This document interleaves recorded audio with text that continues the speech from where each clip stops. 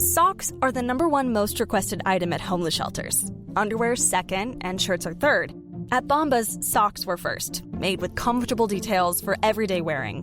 Then underwear, and shirts too, all designed to perfectly fit. At Bombas, every item you purchase means you're donating an essential clothing item to someone in need. One comfortable clothing item for you, one donated to someone in need. Bombas, comfort for all. Get 20% off your purchase at bombas.com/comfy. Streaming only on Peacock. John Wayne Gacy is suspected of having killed as many as 32. Straight from the killer's mouth. They want you to believe that I alone committed these murders. The new gripping 6-part documentary series that investigates the crimes that shocked the nation. The thing everybody thought they knew wasn't the whole story. John Wayne Gacy, Devil in Disguise. All episodes streaming now. Devil in Disguise. Only on Peacock.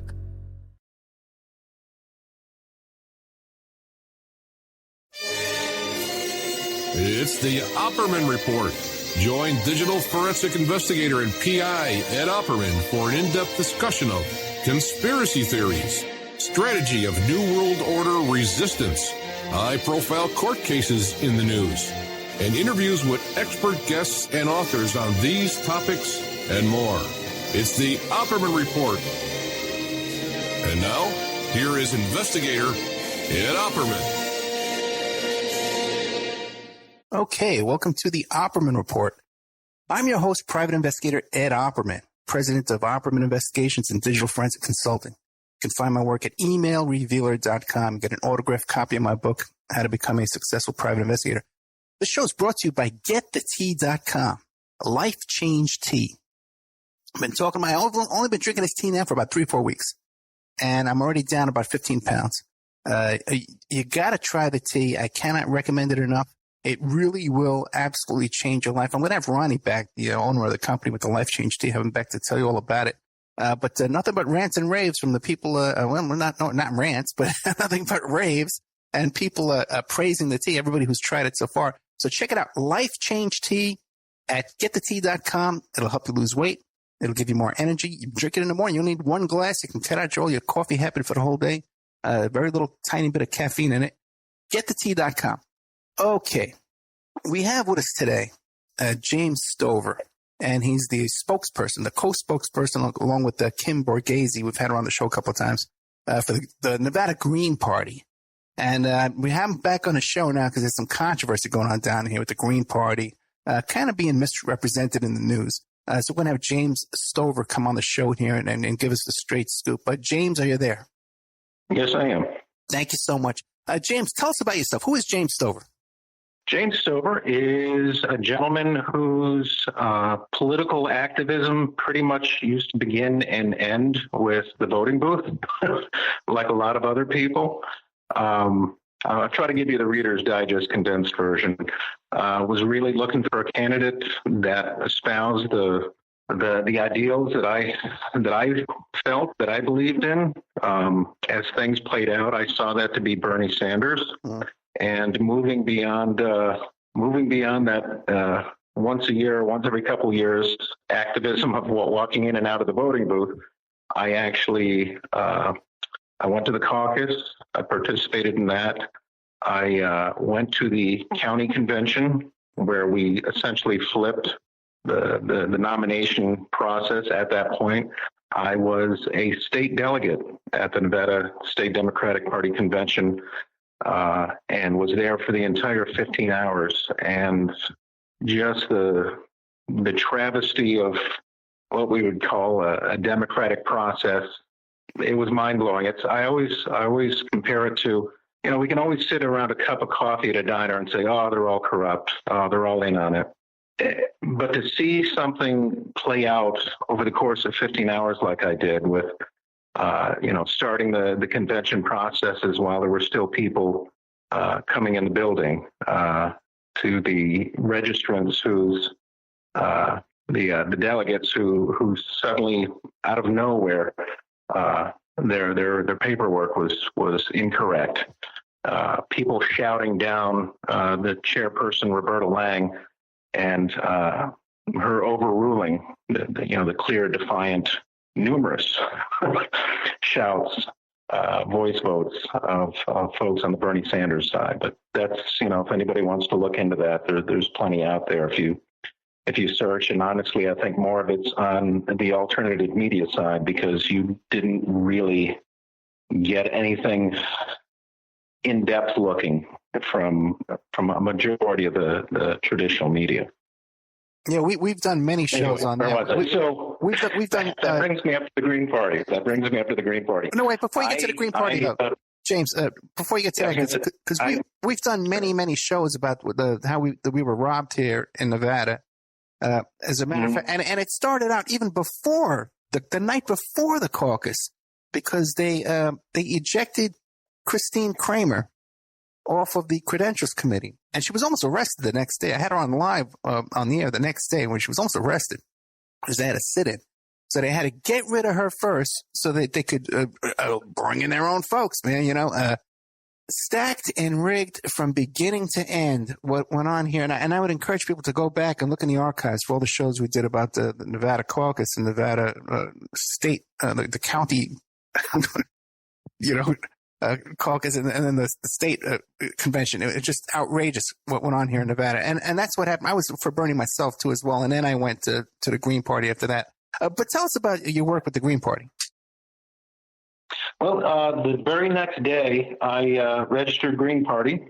I checked out their website, eventually started communicating with them, and over the next few months, volunteered my services for social media coordinator, and it's kind of evolved into, assisting with some of their communication and outreach efforts, which I've pretty much been doing since a few months after the convention of 2016.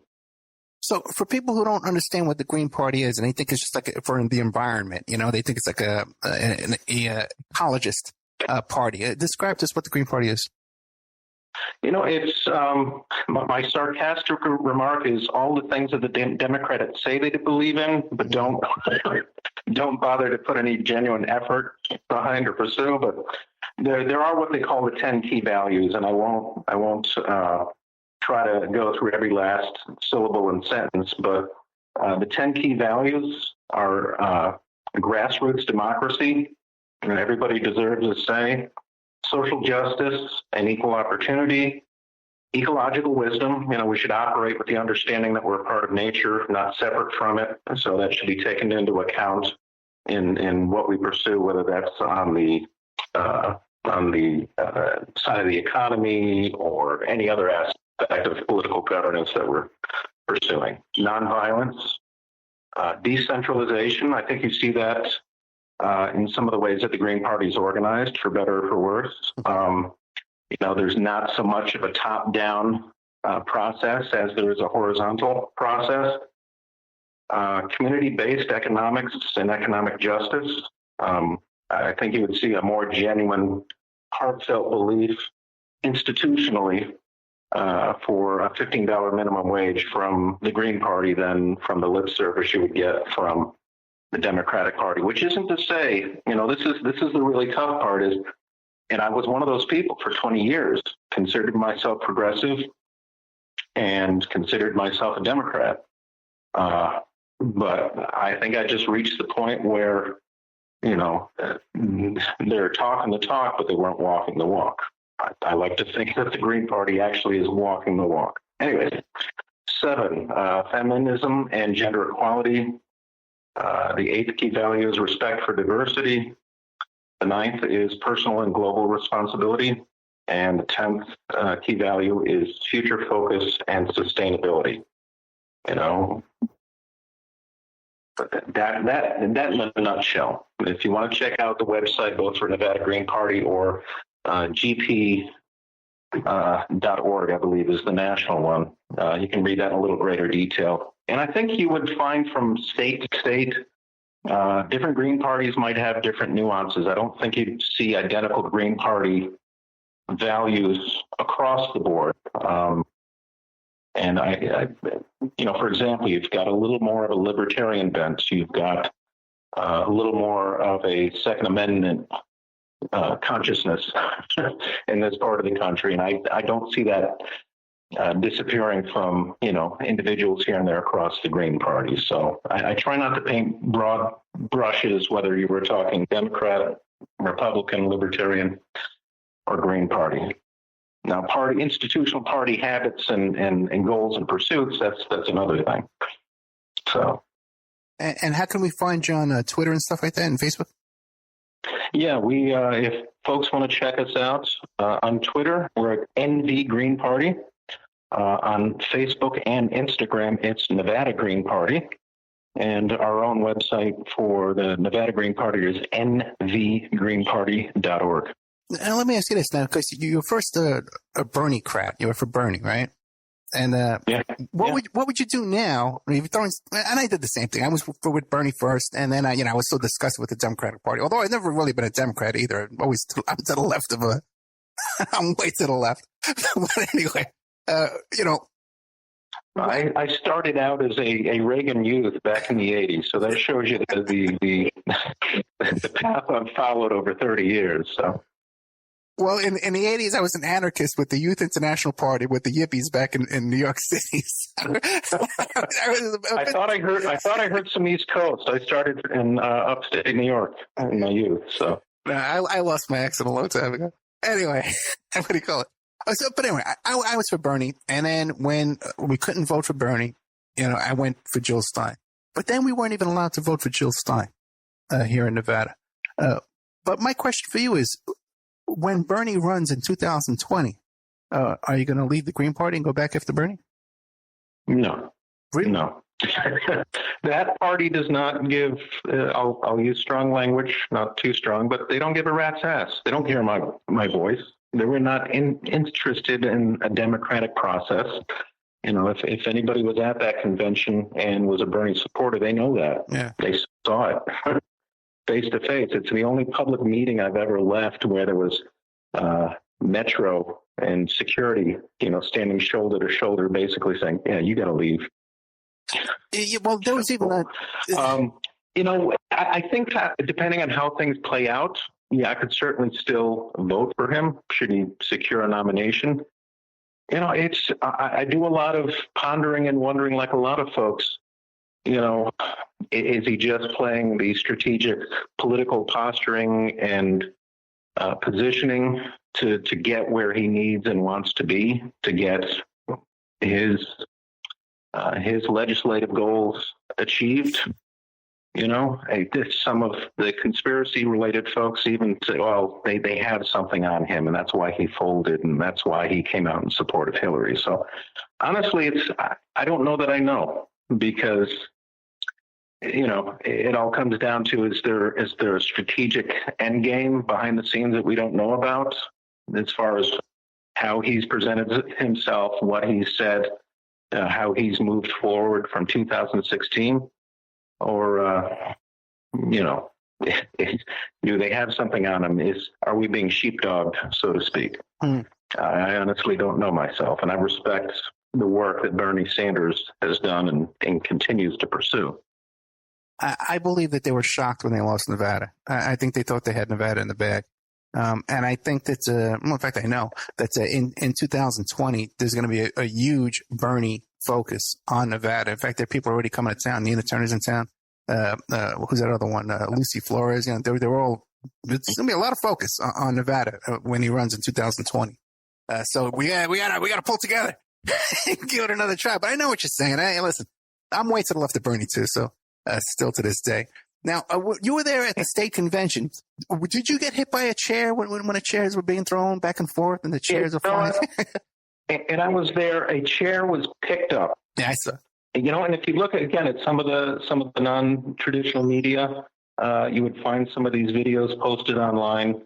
And, that's really where I think we only had the real story coming out where people, live vlogging and sending out these video streams. Admittedly, some jackass picked up a chair, picked it up. Somebody basically came over and motioned to him like, dude, calm the hell down, get it together. He set it down, and they basically hugged it out, believe it or not. This person who was basically gently taking him to task, and this guy.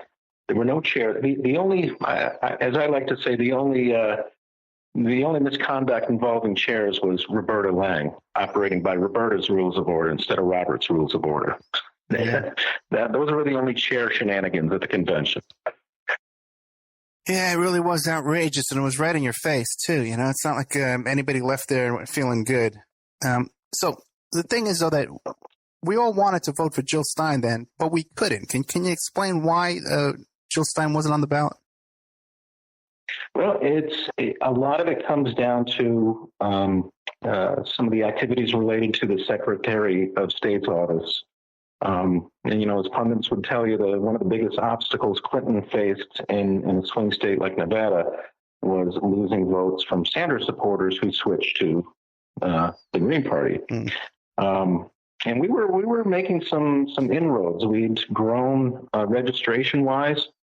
We'd grown from under 2,000 registrants in early 2016 to over 3,100 as of July. The end of July 2016. A lot of Sanders supporters exiting the Nevada Democratic Party. To get on the ballot in November of that year, Jill Stein had to get more than 0.05% of the registered Nevada voter base. So basically, as a party with our volunteers, we were able to canvass and acquire a great many signatures. At the same time, and this is where I hear a lot of misreporting, people just not digging deeply enough to get the facts. And these facts and these nuances are very important. A regional ballot. The unstoppable spirit lives inside all of us. For Matt and Lisa Kuhn, it's fueled by family. Working together to make vehicles more useful for their community, they've become leaders in last-mile transportation. That's why First Horizon is proud to celebrate unstoppable spirits like Matt and Lisa. From the first stop to the final destination, we use our understanding to keep our clients headed toward success. Visit firsthorizon.com/unstoppable to learn how unstoppable starts here.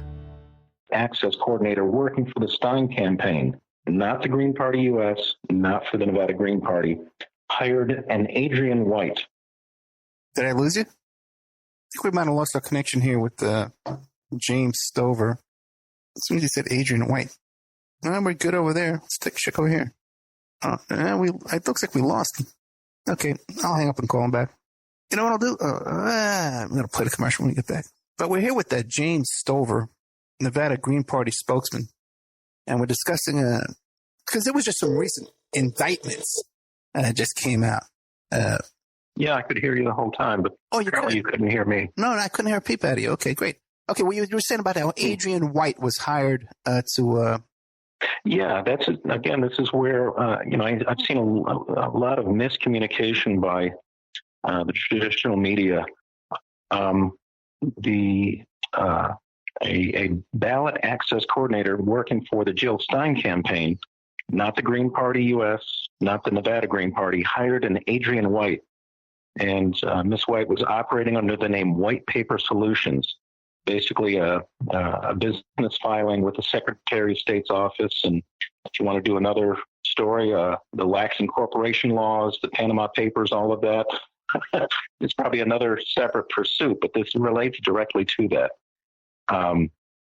The signatures gathered, a great many of them were gathered by White Paper Solutions, were fake. As things move forward, U.S. District Judge Jennifer Dorsey denied our appeal to accept signatures collected after the deadline. Judge Dorsey, if people researched into it, was an Obama appointee during Senator Harry Reid's tenure. Her law partners contributed $150,000 to the Senate Majority PAC, which was an organization headed by former Reid aides to help him remain majority leader by electing more Democrats. In any case, after all is said and done, Secretary of State refused to recount the signatures. We failed to make the ballot, and suddenly Adrian White and White Paper Solutions disappear. The website listed under the company's filing with the Nevada Secretary of State's office, no longer active. No sign of Adrian White, no sign of the company. Essentially, White Paper Solutions secured and handed over Nevada for Clinton. And from what we've been able to witness, she essentially targeted the homeless, And I think you see this with this indictment that's moved forward. And now every few months, Secretary of State announces the indictment of another person being victimized by Adrian White. And then the resulting media headlines conflates illegal activities, Nevada Green Party. And we deal with the aftermath. And again, we're appreciating an opportunity like this to set the record straight. And this is what really kills me. You've got a Democrat. I don't know if you're familiar with former Nevada congressional candidate Dan Roll, a Democrat. Yeah. He challenged the Attorney General, the Secretary of State, the governor, to re-examine the prosecution of these folks, like this most recent person who was indicted. And we asked the question no one else can be bothered to ask: why isn't Adrian White being investigated? You know, why are you looking at these people on the street who gathered signatures or fake signatures? Why is no one going after Adrian White? How could that not be more self-evident? Yeah, that's interesting because the same issue. It's mind-numbing. Yeah, the same exact issue came up with Acorn, where, you know, they had hired basically homeless people, you know, and I don't want to disparage people that they hire, they get those jobs, because my church gives out those jobs. Trinity Life Center has the City Impact Center. And they give out those census jobs. But these folks are the fall guys. Yeah, they're the ones holding the bag, while the one organizing and orchestrating it walks away, and everyone just shrugs and says, oh, well. Yeah, but that's not in the case of Acorn. In the case of Acorn, they went after the organization. They shut down the organization rather than going after the individuals. Let's take a commercial break here with James Stover, a Nevada Green Party spokesperson. And we'll be right back. We're talking about this recent indictment of some day labor types who are paid probably 5 cents a signature or 10 cents a signature. It's ridiculous to get signatures for the Green Party. And then the person behind the company just kind of took off. We'll get into more of that when we get back after these messages. And now a word from our sponsors. Hi, folks. Ronnie here from Life Change Tea. There's a lot of hubbub about the ramifications of GMOs. First of all, what are GMOs? Genetically modified organisms. Yee! Man-made organisms entering our body, changing and damaging us from the inside out. What's our defense? First of all, not eating them. Second, cleansing from them when we do eat them. Thank God for Life Change Tea at getthetea.com. Life Change Tea cleanses from toxins, heavy metals, and helps flush GMOs out of your body. Our unique blend of herbs help cleanse you from the inside out, helping you feel refreshed and clean of yee. We also carry unique one-of-a-kind supplements. So order online at getthetea.com. That's getthetea.com.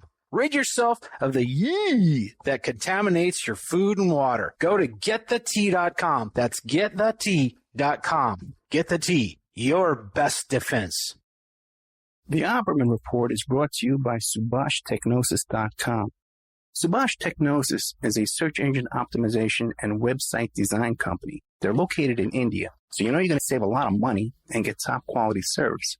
They offer all sorts of business process outsourcing, data entry, banking BPO services, recruitment process outsourcing, software testing, offshoring, research network, customer care, press release, content writing and distribution, and much, much more. Now, you can get a hold of Subhash Technosis by email at info@subhashtechnosis.com. Their website is www.subhashtechnosis.com, and their Skype is ANUSHASUBASH. We all have questions. Did he do it or did he not? We all have opinions, but do we really know the truth? New evidence will now be presented and the ultimate answers will be revealed in the explosive documentary, Serpents Rising. Inspired by the bestseller Double Cross for Blood, an independent investigation of the trial of the century, the lies, the myths, and the concealed evidence. Don't miss Serpents Rising. This excellent documentary film is available at Serpents Rising at Vimeo Videos on demand. Watch it for $1.99. I want to give a shout out to Shane McKay. You know, there's a lot of obstacles to producing the show and to recording the shows and doing these interviews. especially when you're dealing with the phone service and overseas phone calls and Skype, the audio levels of the guest and the host. So what we do now is when I record these shows, before we air the shows, except for the live segment I do Friday nights, we send the audio file over to Ireland, to Shane McKay. It's spelled S-E-I-N. And it's a gentleman, he came up from Ireland and he volunteered to take my audio and enhance it and edit it down. And now even too, he's editing the commercials for me in and out. And he's our resident audio engineer. And he's doing all this just supporting the show here. Provides high quality audio and music production services remotely from his professional sound studio over there in Ireland. So if I can send him my tapes from here in the U.S., I send him email him the MP3. You could do this from anywhere in the world, wherever you are, England, Ireland, the United States, wherever you are, and Shane can handle it for you. He does audio editing and mastering, production management and technical support, audio enhancement and restoration, sound technician, and you can find him on Upwork.com under S-E-I-N and then the letter M. M as in McKay. But his email address, SEINMACKAY@gmail.com. Shane, I can't thank you enough for helping out here. Remember, all these shows on Awake are brought to you by emailrevealer.com. You can go to emailrevealer.com and get a copy of my book, How to Become a Successful Private Investigator. You also do all the kind of different services for you. Online dating service investigations called an online infidelity investigation. And that's where you give us your husband or your boyfriend, your girlfriend's email address, and we trace it back to their online dating websites, and we return a list of all the dating sites that email is registered to. We can expand on that investigation and trace it back to porn sites, escort service sites, swinger sites, gambling websites, and even prescription drug websites, and all kinds of digital forensics, computer and cell phone digital forensics, where we can recover deleted content from an email or a hard drive and produce a report for you that you can use in court. That's emailrevealer.com, or you can contact me at oppermaninvestigations@gmail.com. Okay, welcome back to the Opperman Report. I'm your host, Private Investigator Ed Opperman. We're here today with the Nevada Green Party spokesman, James Stover. Now, just in the interest of full disclosure, I'd like to let the audience know that I also was involved in gathering signatures for the Green Party, even before because I wanted the Green Party on the ballot. So whenever we would go to these protests here for what's that thing, the Standing Rock or Black Lives Matter, stuff like that, we'd bring our petitions with us and we'd get signatures on there and stuff like that. And then we went down to Pahrump. We manned the booth down there at Pahrump. And I was aware of the dangers of getting arrested, okay, in this kind of situation, because it is, you're signing an affidavit, you have to get it notarized. And a friend of mine, Reverend Ed Pinkney from Benton Harbor, Michigan, 67 years old, he got 2 to 10 years because he was trying to have a mayor recalled. And what happened was they said that 4 dates were changed. And they didn't even need those signatures, but 4 dates were changed. And then they had a sham trial where it was a political conviction. They got 2 to 10 years. So everybody around me always warned them, that you got to really, really be careful what you're doing here because it's serious business. But in this case, this Adrienne White and her partner, they weren't actually, they don't have any notarized signatures, right? They never notarized it. Well, it's the, not that I know of, no. Yeah, because Kim was telling me that they were telling her, Kim Borghese was telling me that they were telling her, yeah, we're out getting signatures too. But yet none of their papers were submitted under a sworn notary. Which again, it kind of, it leaves the easy targets behind to attract the attention, while those that orchestrate disappear into the night. And I think it ties back again because the lax nature of the business filings with the Secretary of State's office, virtually anyone can set up a shell company. But they make revenue off of those business filings. If anybody wants to read a great overview of that, there's a gentleman by the name of Hugh Jackson, had an editorial April 27th of last year in the Nevada Independent, really just taking the Secretary of State's office to task for that. And this again ties into, I don't know if people are familiar with the Mossack Fonseca, the Panama Papers. basically business filings, offshore accounts, and just this lax overview of business filings, letting people engage in the most nefarious of behaviors. Obviously on the one side, financial, but in this particular case, the sanctity of the election process. And I think that's what really gets in the gut of a lot of people is you hear the Secretary of State's office and others say, well, we want to protect the sanctity of the integrity of the election process. Okay, good. Find out who Adrienne White is. Prosecute her. Prosecute her compatriots. Well, let me ask you, now you said that she was hired by the Jill Stein campaign. Have we tracked down who the person is that hired them? I believe that's known to Kim and a few other folks. To me, it's less about. Admittedly, they should have done some better vetting as far as who is this person, what is their background, what is their level of knowledge. And I will say, I think on the national level with that campaign, somebody dropped the ball. Right. But that being said, the criminal act, the criminal behavior is on the part of Adrienne White and her colleagues. Now, since then, has anybody verified her previous employment, her previous businesses or licenses or anything like that? You basically had different individuals that I've witnessed their pursuits over the internet, and it's quieted down because people get distracted. There are other pursuits, there are other distractions. But at the time, a few people had attempted to track her down, and I believe, and again, it gets a little murky as far as what's a legit fact that's uncovered and what's not. Supposedly, her and her partner, there was an appearance on divorce court, right, or something similar to that. I guess we lost your audio again. Are you hitting mute or something? I'm going to try to call you back. We're here with the Dan. I'm going to call you Dan Stover now. James Stover. Okay, I got Dan Roll on my mind. We're here with James Stover. I'm going to call him right back here. Get some kind of mute button or something he's hitting over there. It's causing a lot of problems. But it definitely was divorce court. And a little thing I could tell you about people do that for a living. They go on these game shows and talk shows like that. It's just a bad connection killing us. So. Yeah, that's okay.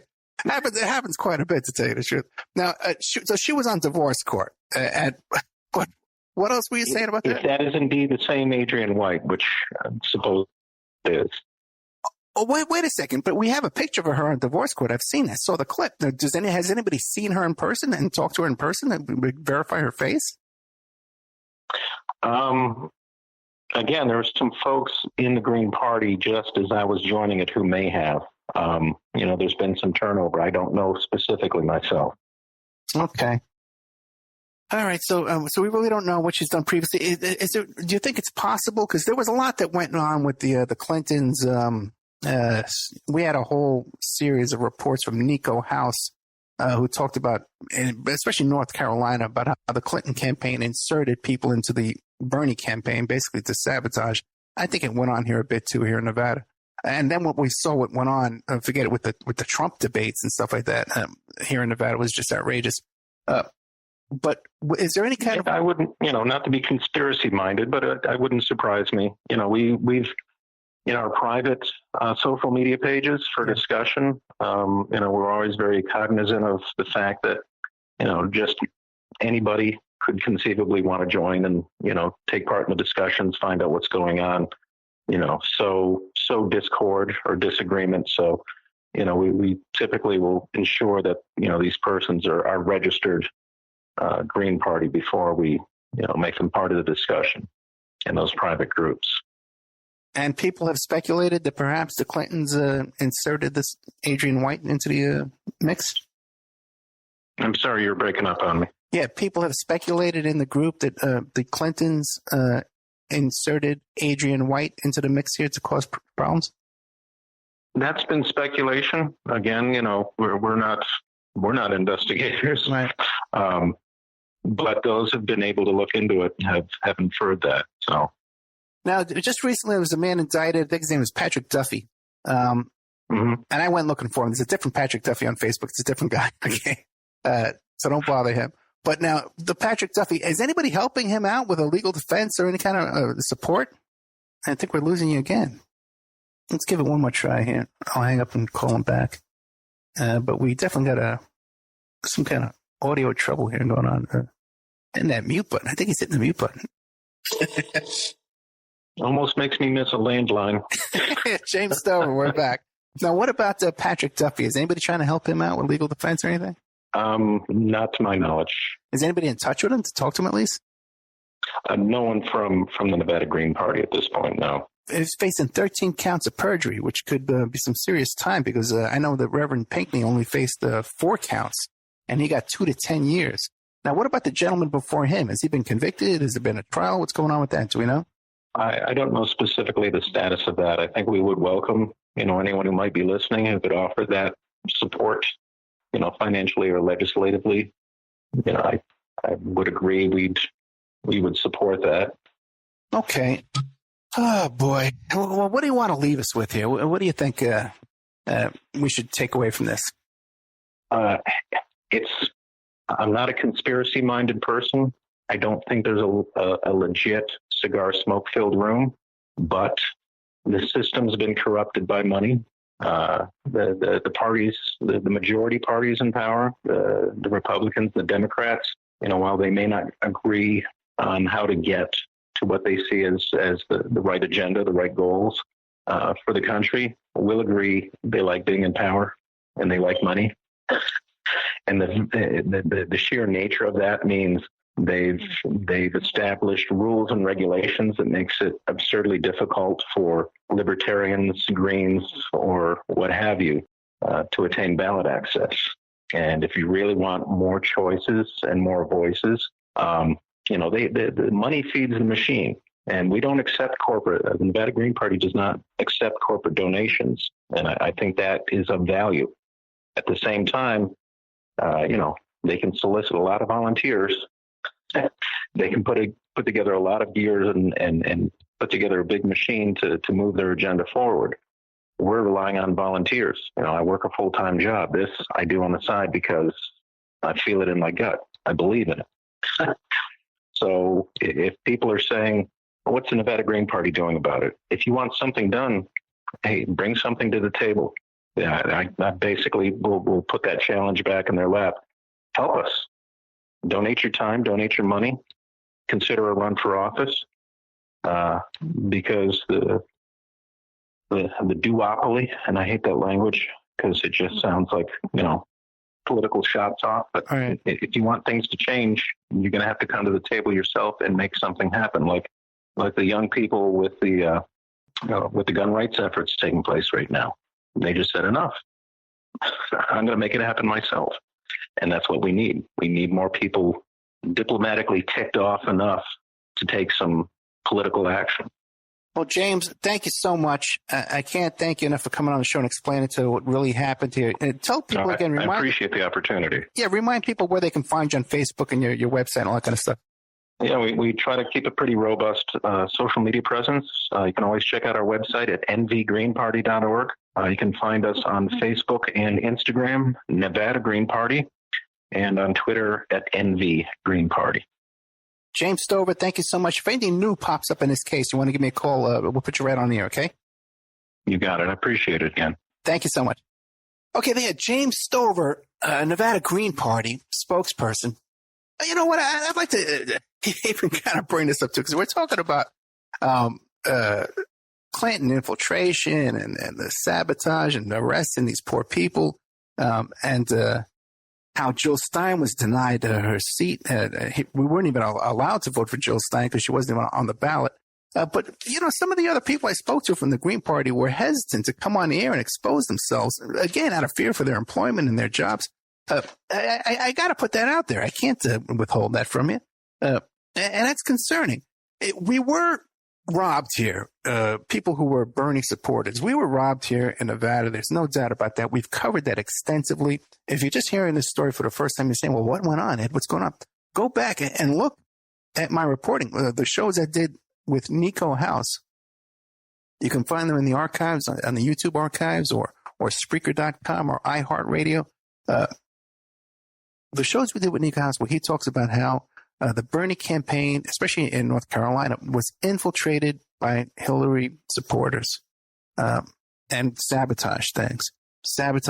Causing that chaos and disorganization and stuff like that. And I saw that here in Nevada too. And I suspected, and at one time I even said, hey, if you don't get back to me, the next show I'm going to do is about how chaotic and disorganized you guys are over there. And they got back to me right away. So we saw it here too in Nevada. It was a lot of sabotage and nonsense going on. Then look up a show I did called Bernie Delegates Being Arrested Right Now. And that's the story of Christine Kramer, who was the credentials. She was the chairman of the credentials committee. It was her job to check people's credentials at the first caucus, at the Nevada caucus. And I went there and I caucused. And let me tell you something. This thing was rife for abuse. It was rife for corruption. It was rife for ballot stuffing. You went in there, you got on a line, and they told you, you give them your zip code, you tell them, what district you're in, and they send you to a classroom.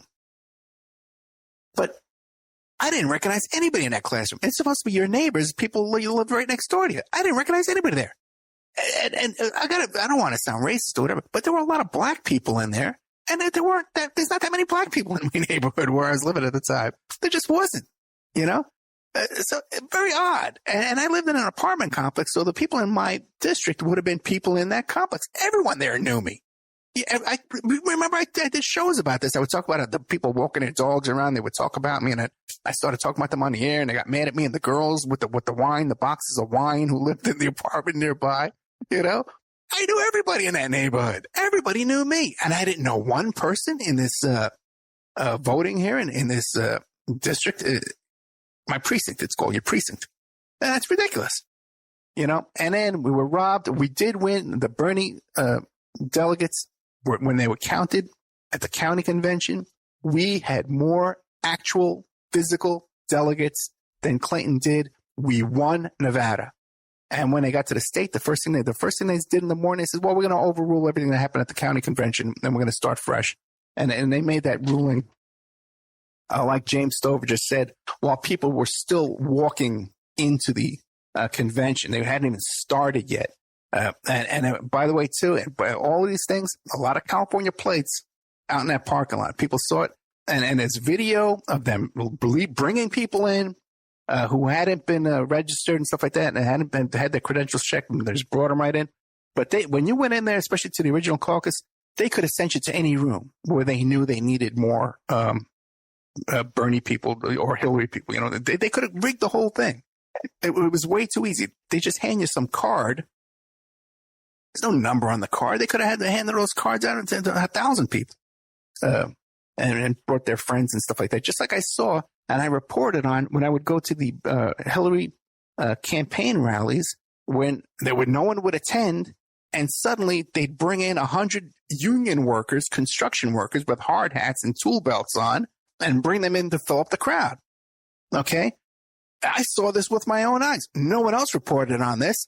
And John Ralston, who sees chairs flying, and he reports on chairs flying, was standing right next to me. He saw them bring in these union guys.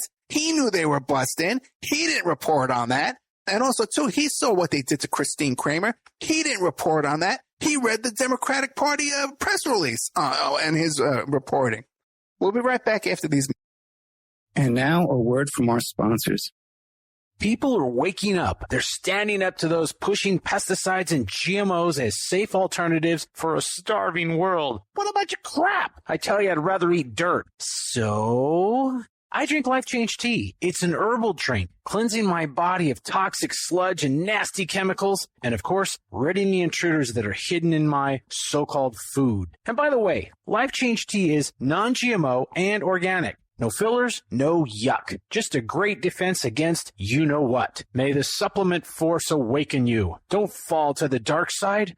Oh, Sorry, I went to the movies last night. Anyway, enough said. How do you get that herbal drink and change your life? GetTheTea.com. That's GetTheTea.com. You will awaken. You will get stronger, and you might even lose a bit of weight. So awaken to Life Change Tea and the many one-of-a-kind supplements at GetTheTea.com. That's GetTheTea.com. May the supplement force be with you.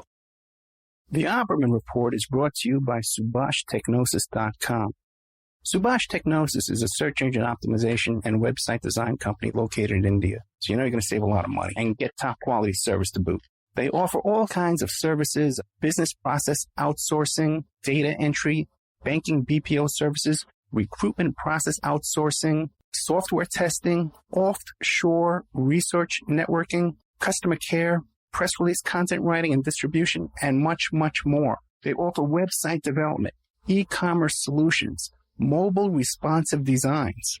Now, I've personally worked with Subhash for over 10 years. This is the man that puts out my press releases. They've done work on my websites, so I can personally recommend SubhashTechnosis.com. You can find the link to Subhash Technosis at OppermanReport.com and also AwakeRadio.us. You can have your ad played here at OppermanReport.com every Friday night, 5 p.m., and Saturday night, 5 p.m. to 7 p.m. Pacific Standard Time. And on Friday nights, too, we do a live portion for 1 hour that I just do a live monologue. The ads are very, very inexpensive, and they're also played in the Opperman Report member section. In the member section, you can find all kinds of exclusive content that you won't find anywhere else. It's as cheap as $6 a month, $20 a quarter, or $75 for a year. If you contact me directly at oppermanreport@gmail.com, I'll set you up with a little special deal there where you get a discount if you PayPal me directly, and you even get a copy of my book. I want to thank William Ramsey, who helps us produce the show and book guests. You can find William Ramsey, who's an excellent author, at William Ramsey Investigates on YouTube. We all have questions. Did he do it or did he not? We all have opinions, but do we really know the truth? New evidence will now be presented and the ultimate answers will be revealed in the explosive documentary, Serpents Rising. Inspired by the bestseller Double Cross for Blood, an independent investigation of the trial of the century, the lies, the myths, and the concealed evidence. Don't miss Serpents Rising. This excellent documentary film is available at Serpents Rising at Vimeo Videos on demand. Watch it for $1.99. Okay, welcome back to the Opperman Report. I'm your host, Private Investigator Ed Opperman. We were just speaking to James Stover from the Nevada Green Party, talking about how the recent indictment, 13 counts of perjury on this young man, this gentleman, Patrick Duffy. They call him like a homeless guy, borderline homeless guy, and pretty much taken advantage of by this company, the White Paper. What's this thing called? White Paper Solutions, who's gotten away scot-free. No one's investigating them. No one's charging them. No one's doing anything.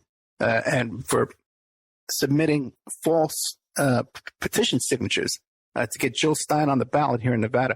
One thing I'd like to take exception with Mr. Stover is, and when he was complaining about the corporation process of creating corporations and saying, well, this White Paper, Solutions was just a recently created corporation and there was no oversight and shit.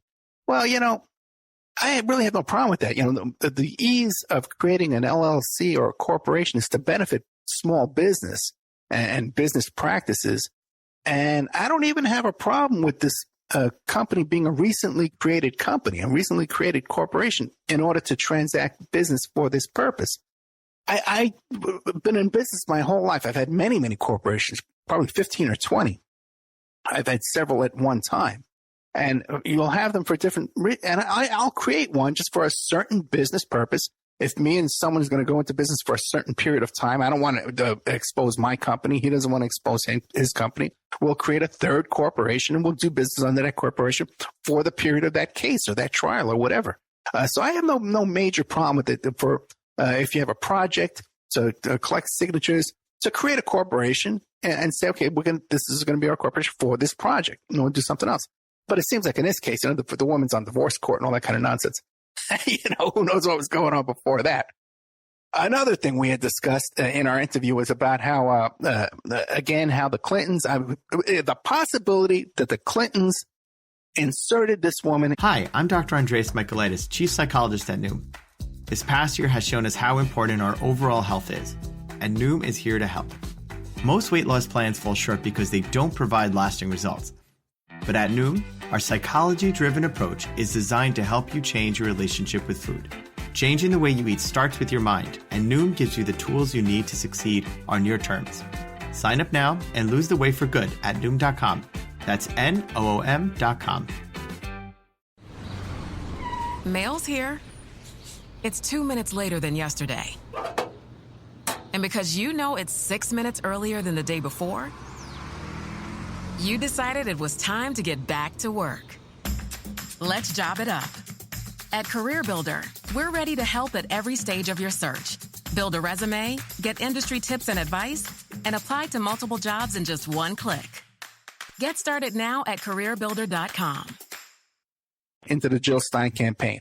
And if you knew what went on here, and I'll give you an example, you got to go back and look at, listen to my interviews and reporting that I did on what went on here to Donald Trump during the debates. When Trump and Hillary debated here in Nevada, I was part of the anti protest. I was a part of the protest, the real protesters. And we were told, okay, you got to protest in this little bin over here, in this little walled off, this little fenced in segment here. They have a free speech zone. You're not allowed to bring any water with you or any coolers or any sound systems or any megaphones. This is where you can protest. Just, kind of like whisper to each other in your protest, But yet, at the same time, they had taco trucks. Trump was staying in Trump Tower, okay, over there on Sahara. And they had taco trucks surrounding his building. This was an organized demonstration supported by the DNC and the unions, which were in the DNC pockets. They had taco trucks around the building, and I talked to people. They had a lot of trouble. Trump was staying in that building. One of the debaters is staying in a building, and they allowed his building to be surrounded by taco trucks. They had sound booths and broadcast booths, all of the sound system, stages, all this kind of stuff. They were allowed to do anything they wanted over there at Trump Tower. Now, what happened? He invited some people to be his special guests, right? And one of them was Liddy Denyar. I've had her on the show several times, and she described this incident. And she was the ex-fiancée of Ambassador Stevens that was killed down there in Benghazi, Libya. Pat Smith, I think her name was, one of the mothers of the Benghazi Special Forces guys that was down there. Also, Barack Obama's brother from Kenya was here. This big, tall guy, he came down. So they had all these special guests that Trump wanted to trope in there and put him in his special seating there, to kind of psych out Hillary. She would see Barack Obama's brother there, from Kenya, his half-brother, I guess it is. But what happened was when they left Trump Tower and they were in a caravan of black SUVs with Trump campaign, Trump Pence signs running aside, they were stopped by the police and they were detained by the local Las Vegas Metro Police Department. And they were detained. They were not allowed to get to the stadium there. I forget what it was, but the stadium there where they were having the debate. And they were telling the cops, well, do you know who we are? Look, we have special invitations. We're guests of Donald Trump. And he goes, yeah, we know who you are. We know who you are. Just wait here. We'll have you delay you. We got to check you out. Then when they got to the stadium, I've gone through that same entrance, okay, with my press pass. You go through there. You throw your bag on a counter and Secret Service scans. You go through a metal detector and boom, you're in. It takes 5 minutes. Hundreds of people are going through there. They stopped them there again. Secret Service stopped them. So there was a lot of local rigging here on behalf of the Hillary campaign that did not take place. It was in the press, and I saw it in the press. By the way, too, we covered a Hillary rally here where she had these union thugs. I think they were the Carpenters Union. We have exclusive pictures of this where they were roaming through the crowd looking for Trump supporters. They found a guy that was wearing one of those T-shirts that says Hillary for prison. They beat the crap out of him, pulled his T-shirt off, and right in front of all the reporters. No one took pictures of that. We're the only ones who have pictures of that. No one reported on that. So the fix was in here in Nevada for Hillary Clinton against Bernie Sanders, second against Jill Stein, and then against Donald Trump. Oh, one more thing we had discussed with James Stover was he was saying about how the Green Party's all volunteer. What we found out was that even the people who volunteer for the DNC here in Nevada are paid lobbyists. They're paid by the lobbyists to go in there and volunteer at the DNC. So they're bought. Even the volunteers are bought and paid for. Even the people that were impartial poll watchers there at the caucuses were all wearing Hillary Clinton T-shirts. Hey, so we had a miserable situation here, of what went on here in Nevada. There was no justice here. We were totally disenfranchised. And hopefully in 2020, I know for a fact that Bernie Sanders is doing increasing groundwork here. He's already preparing. He's already sending people here to town. Okay. And they're preparing the groundwork for his run in 2020. And I believe that if he takes Nevada, again, he's going to take the other states he took before us. We're the third state. If he takes Nevada, I think he'll have the momentum to take the general election. I want to thank James Stover from the Nevada Green Party for calling in and straightening out all the questions we had about these recent indictments of 13 perjury counts for this young man, Patrick Duffy, who probably didn't even write those signatures himself. If you look at this email I got from Kim Borghese, she describes how when she reviewed these documents, it looked like they just went through the voter registration rolls, and then there was a list being used. That's basically what went down here in Nevada with the Green Party and all that kind of stuff with that. Now, if you like the show, keep in mind there's a lot more in the members section at OppermanReport.com. Okay, and that's how what we use. I know we have some advertisers on the show and all that, but really what supports this show is the members section. You sign up, you become a member. So if you like the show, that's what we need to cover the expenses. And I got to tell you, too, it's getting so tight that we may be losing our Spreaker account this month if we don't either get some donations or some new memberships. You contact me directly at OppermanReport.com, OppermanReport@gmail.com. I'll give you a discount. 13 months for $60. Otherwise, you go to OppermanReport.com. You can get a year for $74. You can get a month for $6.99, 3 months for $19.99, and you could support us that way. But if you want a discount, 13 months, $60. Got a lot of great new content. It just went up there this month. And I'm going to be promoting this one. Let's see if I still have it pulled up here. No, I don't. But the show I did with them, if you're familiar with the Franklin cover-up and Craig Spence and Lawrence King and all that, these call boys that they had in Washington, D.C. back in the 80s. And there was all kinds of blackmail going on. And we have an interview with the guy, Henry Vinson, who was the author of Confessions of a D.C. Madam. He's not that other madam. This is one, the lesser known madam. He was a gay male, and he was supplying gay male escorts and call boys as part of this blackmail ring. He was being blackmailed himself. This is a very rare, exclusive interview with Henry Vinson. He's only done a couple of interviews, and at the time I did this interview, it's the first interview he ever did. It's been in my member section for quite a while, but it doesn't get the kind of attention that I think it deserves, so I'm going to be putting out a promotion on it soon. But that's the kind of stuff that you could find at OppermanReport.com in our member section. There's also all kinds of documents and court filings and stuff. I'm going to be putting in there some documents. I just did a report the other evening about Chappaquiddick. And I got some exclusive Freedom of Information Act FOIA requests for the FBI, and it discusses about how some of the Watergate burglars, E. Howard Hunt and James McCord, were involved down there at Chappaquiddick, trying to get charges brought up on Senator Ted Kennedy in Congress for his ethics, misconduct charges.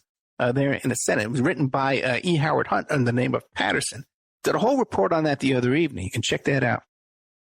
So there's all kinds of great content there in the member section besides those exclusive shows. And once again, that's how it supports the show here. Again, if you want to advertise, we got great advertising opportunities here. It's so cheap. You would not believe it. Contact me directly at OppermanReport@gmail.com, and I'll hook you up with a great advertising deal at OppermanReport.com.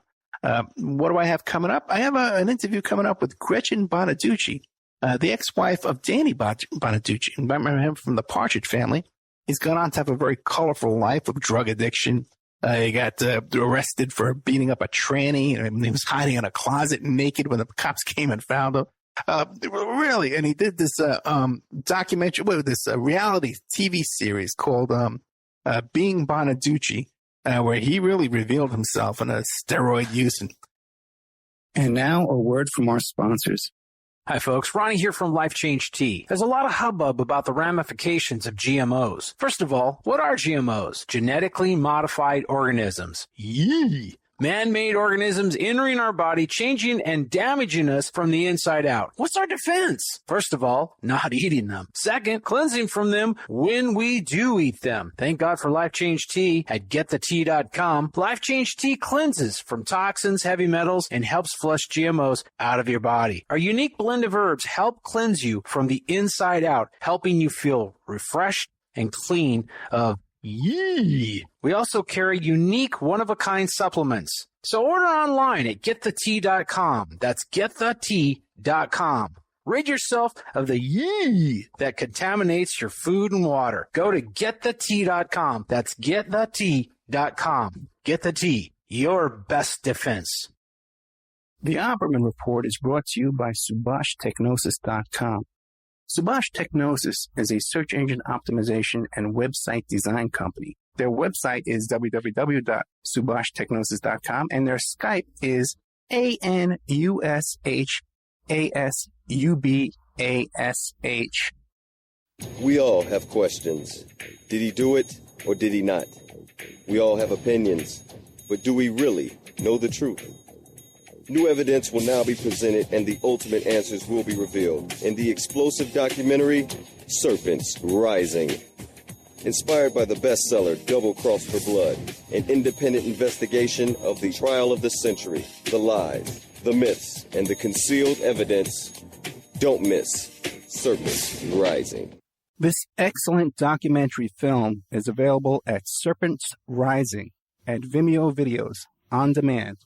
Watch it for $1.99. Remember, all these shows on Awake are brought to you by emailrevealer.com. You can go to emailrevealer.com and get a copy of my book, How to Become a Successful Private Investigator. You also do all those kind of different services for you. Online dating service investigations called an online infidelity investigation. And that's where you give us your husband or your boyfriend, your girlfriend's email address, and we trace it back to their online dating websites, and we return a list of all the dating sites that email is registered to. We can expand on that investigation and trace it back to porn sites, escort service sites, swinger sites, gambling websites, and even prescription drug websites, and all kinds of digital forensics, computer and cell phone digital forensics, where we can recover deleted content from an email or a hard drive and produce a report for you that you can use in court. That's emailrevealer.com, or you can contact me at oppermaninvestigations@gmail.com. It's the Opperman Report. Join digital forensic investigator and PI Ed Opperman for an in-depth discussion of conspiracy theories, strategy of New World Order resistance, high-profile court cases in the news, and interviews with expert guests and authors on these topics and more. It's the Opperman Report. And now, here is investigator Ed Opperman. Okay, welcome to the Opperman Report.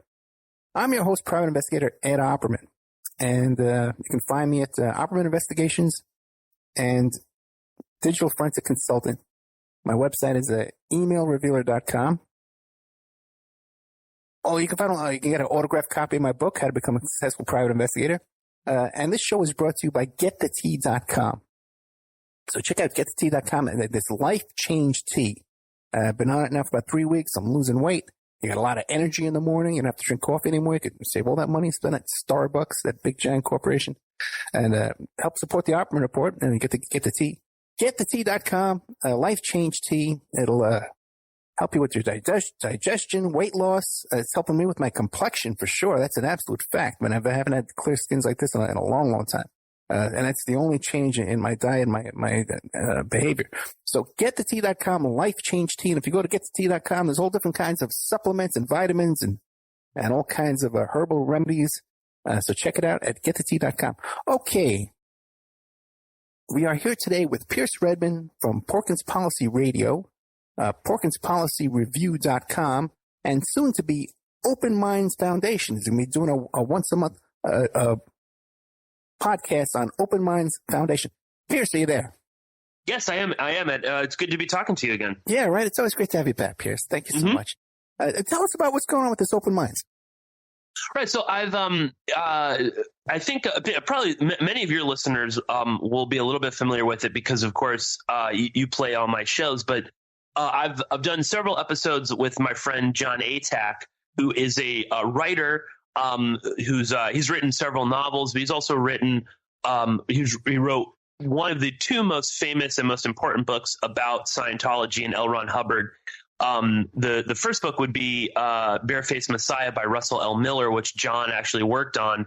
And then there's John's book, which is Let's Sell These People a Piece of Blue Sky, which is all about Hubbard, Dianetics, the history of Scientology from Hubbard's early days all the way through to, in the most updated version, all the way through to David Miscavige. But John has also written an excellent book called Opening Minds, which has a larger subtitle, but that's all about basically undue influence, brainwashing, toxic relationships. And John helped found the Open Minds Foundation, which you can go openmindsfoundation.org is the web address, and you can find a ton of different resources about combating undue influence, cults, manipulation. There's just so many interesting people associated or working for Open Minds. I think you've interviewed him before, Steve Hassan. I think you've had him on your show. He was a former Mooney member. He's written his own books, The Bite Model. He's one of the people, Philip Zimbardo from the Stanford Prison Research. He's on I believe it's on the advisory board at Open Minds. Masood Banistar, who's a member of the MEK. All sorts of really interesting people associated with Open Minds. Anyway, John Atack and I are going to be doing a monthly podcast series. I believe we're the name of the pod. We haven't ironed everything out, but it'll probably be Open Minds on Air will be the name of the podcast series. I'll have a little bit more, and the first episode will be coming out sometime in mid-April, and we'll be doing it monthly. Hopefully, maybe we'll expand that and be doing it more. But there's just a wealth of interesting people that work at Open Minds talking about cults, undue influence, toxic relationships, be they with your boyfriend or your girlfriend or a coworker, or the way that the media and advertising manipulates us. And Open Minds is very much about building up defense mechanisms to coercive relationships and things like that. Really excited to be up of the Open team. Really excited our first episode, which will probably be sometime in mid-April. I gotta check this bullshit. I gotta check this thing. Oh my God, I take my phone up the whole 1 hour to do a live show last night. I never get the end of it. I have the phone up. Okay, my apologies. Okay. Now, I invited you back on the show because of what was it? We were talking about we were on there together with someone talking about something, and this guy, George Nader came up, right? Yeah, I think maybe it was with Chuck. On Chuck Excelio. Anyway, so George Nader is someone popped up in the news earlier this month. There was there's sort of a big hubbub or the first week in March about George Nader, because it came to light that Nader was in fact a cooperating witness in Mueller's probe. And George Nader is someone you might be kind of familiar with. He's a well-known sort of fixer. He's a Lebanese American, so he has all sorts of attacks in Lebanon and Middle East. Currently now sort of in hiding. He's sort of escaped or fled to the United Arab Emirates, and he's being granted protection under I think it's Zayed, who's the Crown Prince of Abu Dhabi, and I believe the UAE. We can get to that a little bit later. But anyway, George Nader is known as I said, a type of fixer, very prominent in the 1980s during the Iran-Contra stuff. Nader actually was in Iran in the mid-80s, negotiating with sitting with the Ayatollah. He hung out with members of the Mujahideen. He was a go-between to free American hostages in the mid-1980s. Hezbollah kidnapped a bunch of in Beirut. And it's alleged again that, when he's hanging out in Ayatollah's house, he was in large part negotiating part of the Iran-Contra deal. So he's well known. He is also, well known because he was extremely close with Stan, and he was frequent visitor to the house all throughout 2017. Supposedly, and other people have reported about this, he could just sort of walk in. He didn't have to make an appointment necessarily. Bannon referred to him as one of his best friends. And Nader is a person who actually set up the meeting in the Seychelles between this Russian businessman and Eric Prince of Blackwater and the Council for National Policy, a whole bunch of other nefarious groups that Eric Prince is involved in. Nader is the one that actually set up this infamous meeting. And apparently this is why Mueller wanted to approach George Nader. And apparently this was Nader was caught in Mueller's web just before Trump's inauguration.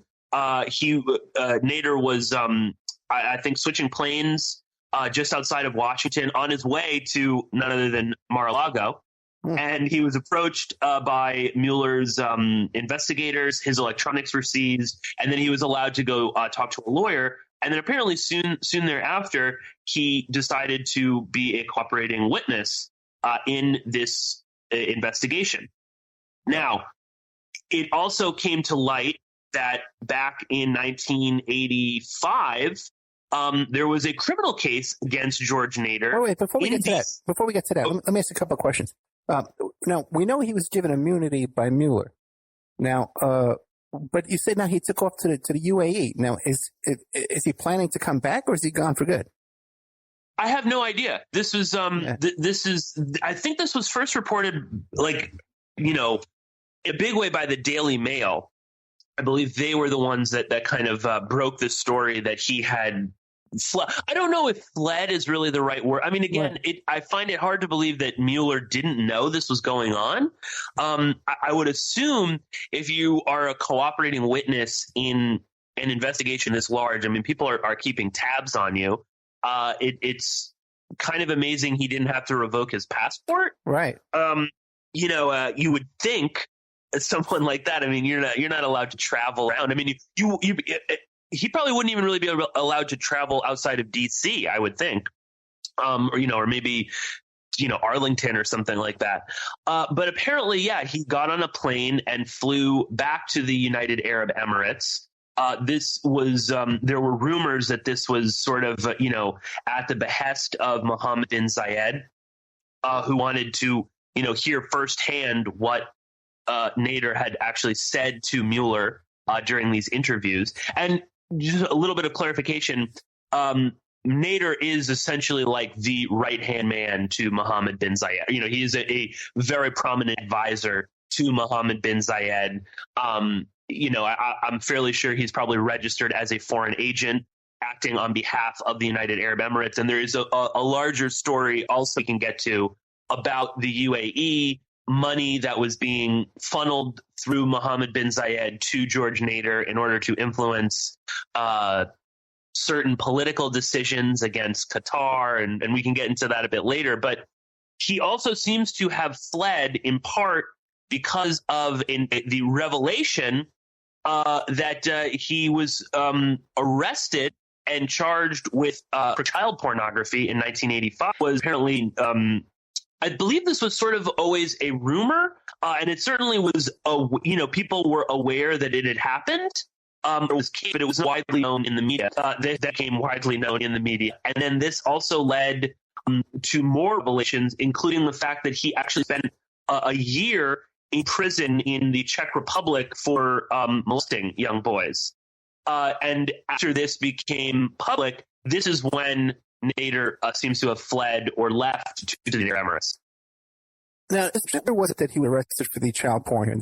Let me just, he was arrested in 1985 on child pornography charges. Right. And I'll provide you with some links that you want to, for the listeners, but, there is the Intercept, at least I know they're not probably most people's favorite outlet, but they do have the doc sheets, about 9 pages that you can check out on this case. And I believe Nader was convicted of flying from Holland to his house in D.C. where he was interested. And later, he was never committed to trial. I believe it was sort of like technicality type of a thing that he was able. Search. It was dropped on a bad search. Yeah. So these were dismissed, and that was sort of the end of it. And for a little while, that was sort of story. That he had been, that there was this charge, but that it was dropped, and then that was it. And then it basically came out that I believe it was around like 2004. I'll try to double check. 2003. Nader was convicted in the Czech Republic of multiple counts of abusing minors, including one, I believe, in a hotel like lobby or something, or like in a back room of a hotel. He actually did spend a year in prison in the Czech Republic. What he was doing in the Czech Republic time? No, but I would assume it was probably like lobbying stuff. I mean, he is also, that is sort of what he does. I assume it was some sort of business dealings in Prague. I'm looking right now. This is from the AP, which I believe is the outlet that actually broke this. Quote, George Nader was convicted by Prague's municipal court of 10 cases of sexually abusing minors and sentenced to a 1-year prison term in May 2003. This is a court spokesman that spoke to the Associated Press. She said the crimes occurred between 1999 and 2002. She said Nader served time in a Prague prison, though it isn't clear how much. He was then ordered expelled. And this is, he apparently was engaged in sexual acts with a 14-year-old boy in a room at the Hilton Hotel in Prague. He was exposing himself. Pretty nasty stuff. And as far as I know, this was not known at all. I mean, that was to me. So obvious, and I mean, that should come as no surprise. I mean, these sort of people are able to kind of cover this up. As you can see right there, I mean, even the court, spokesperson for in Prague isn't sure how much time he really served, and then he was just sort of let go and expelled. So some sort of backroom thing in order to get out of there. So he was arrested in 2003? He was convicted. Yeah. The conviction was 2003. Convicted in 2003. So then he would have had to spend his sentence after that, 2004, let's say he gets out 2005. And then he really lands on his feet because 10 years later, he's walking into the president's country club down there in Mar-a-Lago. Absolutely. And he's working directly for the Crown Prince of the United Arab Emirates. I mean, that's a pretty cushy job as well. Yeah, but they do that over there.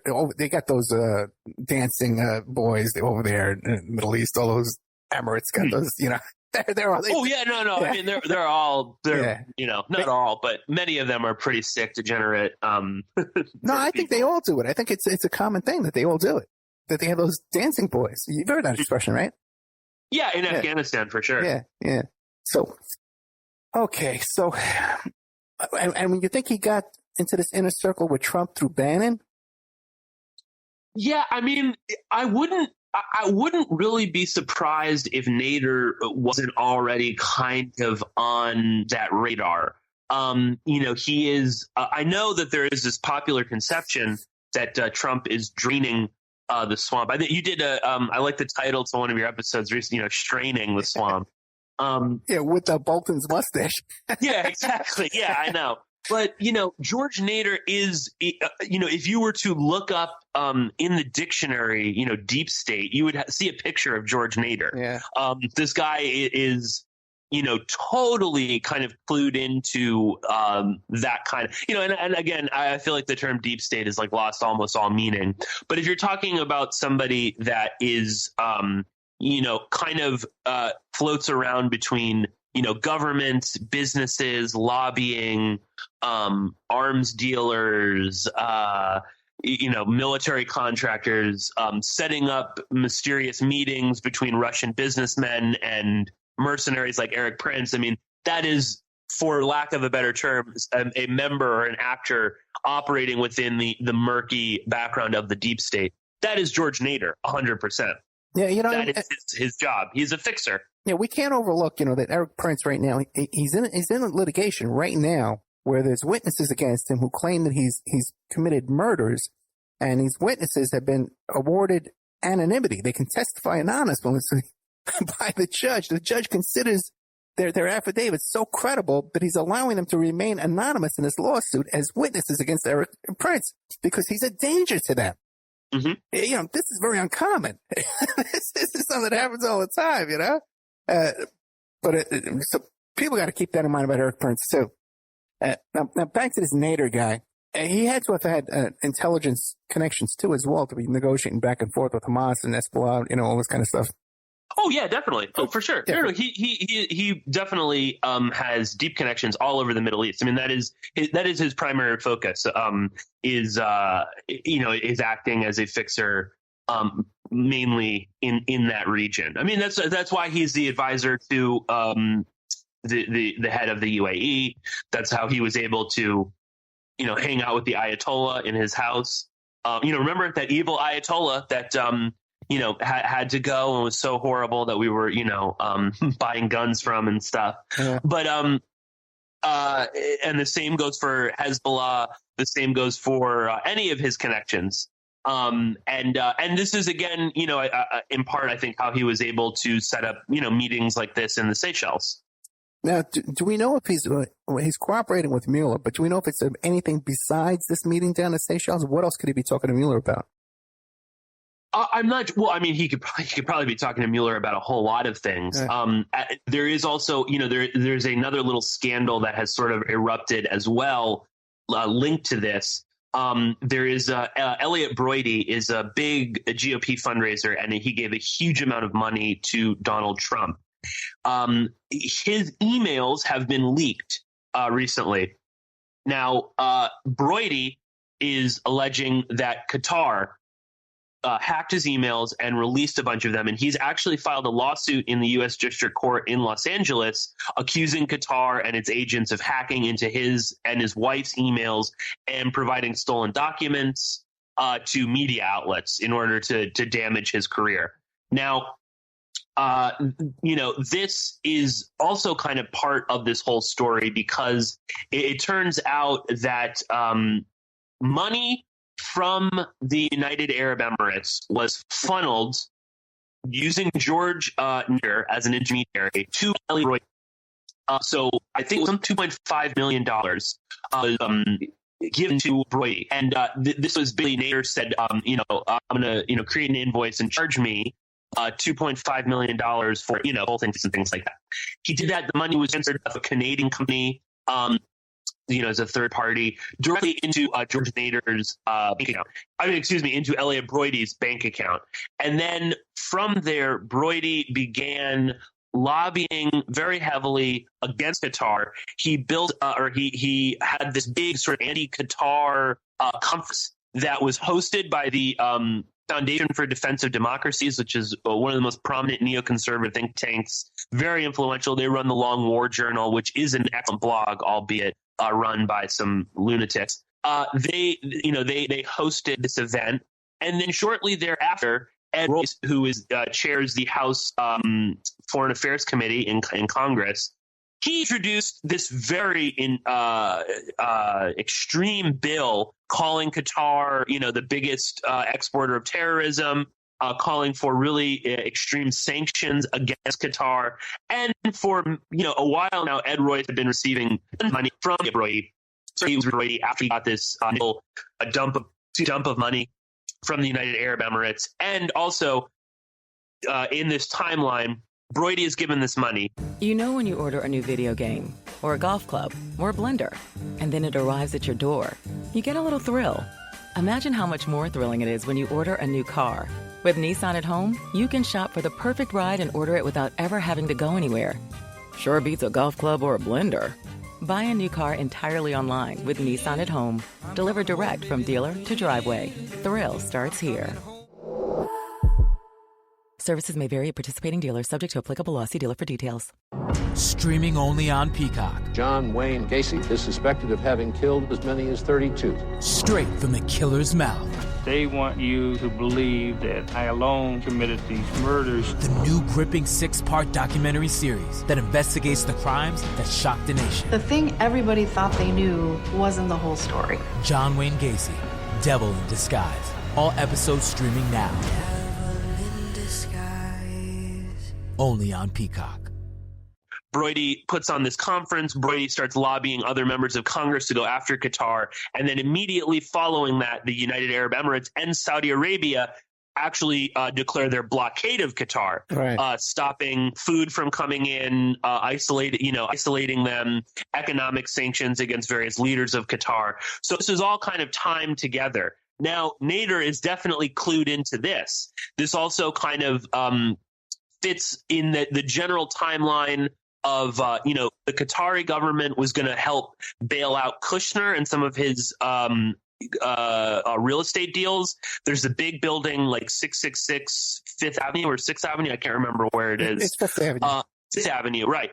Qatar was originally going to help Kushner, be solvent there. He was up to his debt. Qatar eventually backed out, and Kushner being chilled, got very super to kind of help to push for more sanctions for Qatar. That's the bailing belief Washington. And so keep in mind, Nader was attended a very important meeting this is December 2016 in Trump Tower. Nader was there, so was Steve Bannon, so was Jared Kushner, and Mohammed bin Zayed, the Crown Prince of Abu Dhabi and the de facto leader of the United Arab Emirates. So conceivably, Nader could also have information about this. I mean, now I don't know.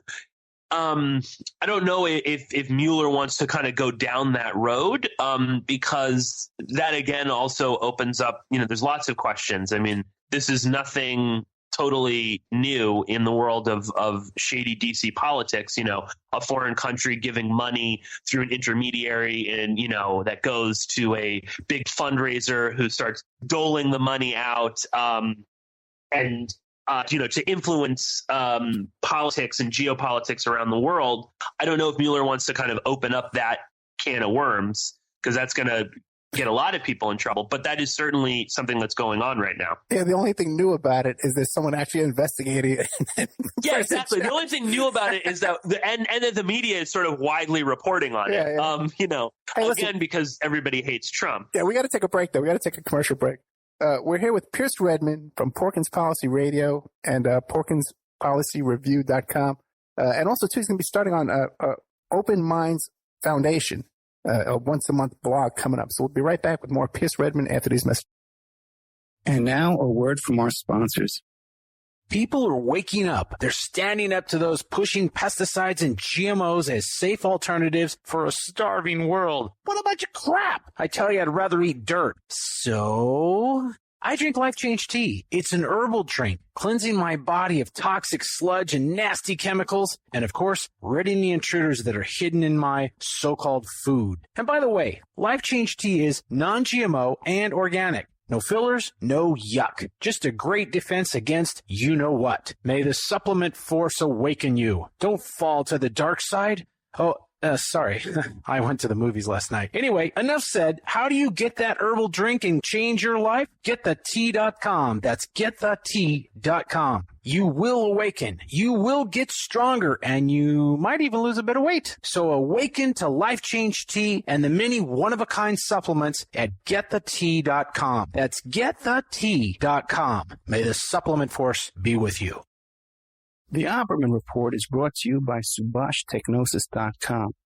Subash Technosis is a search engine optimization and website design company located in India. So you're going to save a lot of money and get top quality service to boot. They offer all kinds of services, business process outsourcing, data entry, banking BPO services, recruitment process outsourcing, software testing, offshore research networking, customer care, press release content writing and distribution, and much, much more. They offer website development, e-commerce solutions, mobile responsive designs. Now, I've personally worked with Subhash for over 10 years. This is the man that puts out my press releases. They've done work on my websites, so I can personally recommend SubhashTechnosis.com. You can find the link to Subhash Technosis at OppermanReport.com and also AwakeRadio.us. We all have questions. Did he do it or did he not? We all have opinions, but do we really know the truth? New evidence will now be presented and the ultimate answers will be revealed in the explosive documentary, Serpents Rising. Inspired by the bestseller Double Cross for Blood, an independent investigation of the trial of the century, the lies, the myths, and the concealed evidence. Don't miss Serpent Rising. This excellent documentary film is available at Serpents Rising at Vimeo Videos on demand. Watch it for $1.99. I want to give a shout out to Shane McKay. You know, there's a lot of obstacles to producing the show and to recording the shows and doing these interviews, especially when you're dealing with the phone service and overseas phone calls and Skype, the audio levels of the guest and the host. So what we do now is when I record these shows, before we air the shows, except for the live segment I do Friday nights, we send the audio file over to Ireland, to Shane McKay. It's spelled S-E-I-N. And it's a gentleman, he came up from Ireland and he volunteered to take my audio and enhance it and edit it down. And now even too, he's editing the commercials for me in and out. And he's our resident audio engineer. And he's doing all this just to supporting the show here. Provides high quality audio and music production services remotely from his professional sound studio over there in Ireland. So if I can send him my tapes from here in the U.S., I send him the email him the MP3. You could do this from anywhere in the world, wherever you are, England, Ireland, the United States, wherever you are, and Shane can handle it for you. He does audio editing and mastering, production management and technical support, audio enhancement and restoration, sound technician, and you can find him on Upwork.com under S-E-I-N and then the letter M. M as in McKay. But his email address, SEINMACKAY@gmail.com. Shane, I can't thank you enough for helping out here. And all you do for us. He's an Irish lad up there in Ireland. We don't hold that against him, though. A lot of good folks up there now. Let's see what we're doing here on time. You can have your ad played here at OppermanReport.com every Friday night, 5 p.m., and Saturday night, 5 p.m. to 7 p.m. Pacific Standard Time. And on Friday nights, too, we do a live portion for 1 hour that I just do a live monologue. The ads are very, very inexpensive, and they're also played in the Opperman Report member section. In the member section, you can find all kinds of exclusive content that you won't find anywhere else. It's as cheap as $6 a month, $20 a quarter, or $75 for a year. If you contact me directly at oppermanreport@gmail.com, I'll set you up with a little special deal there where you get a discount if you PayPal me directly, and you can get a copy of my book.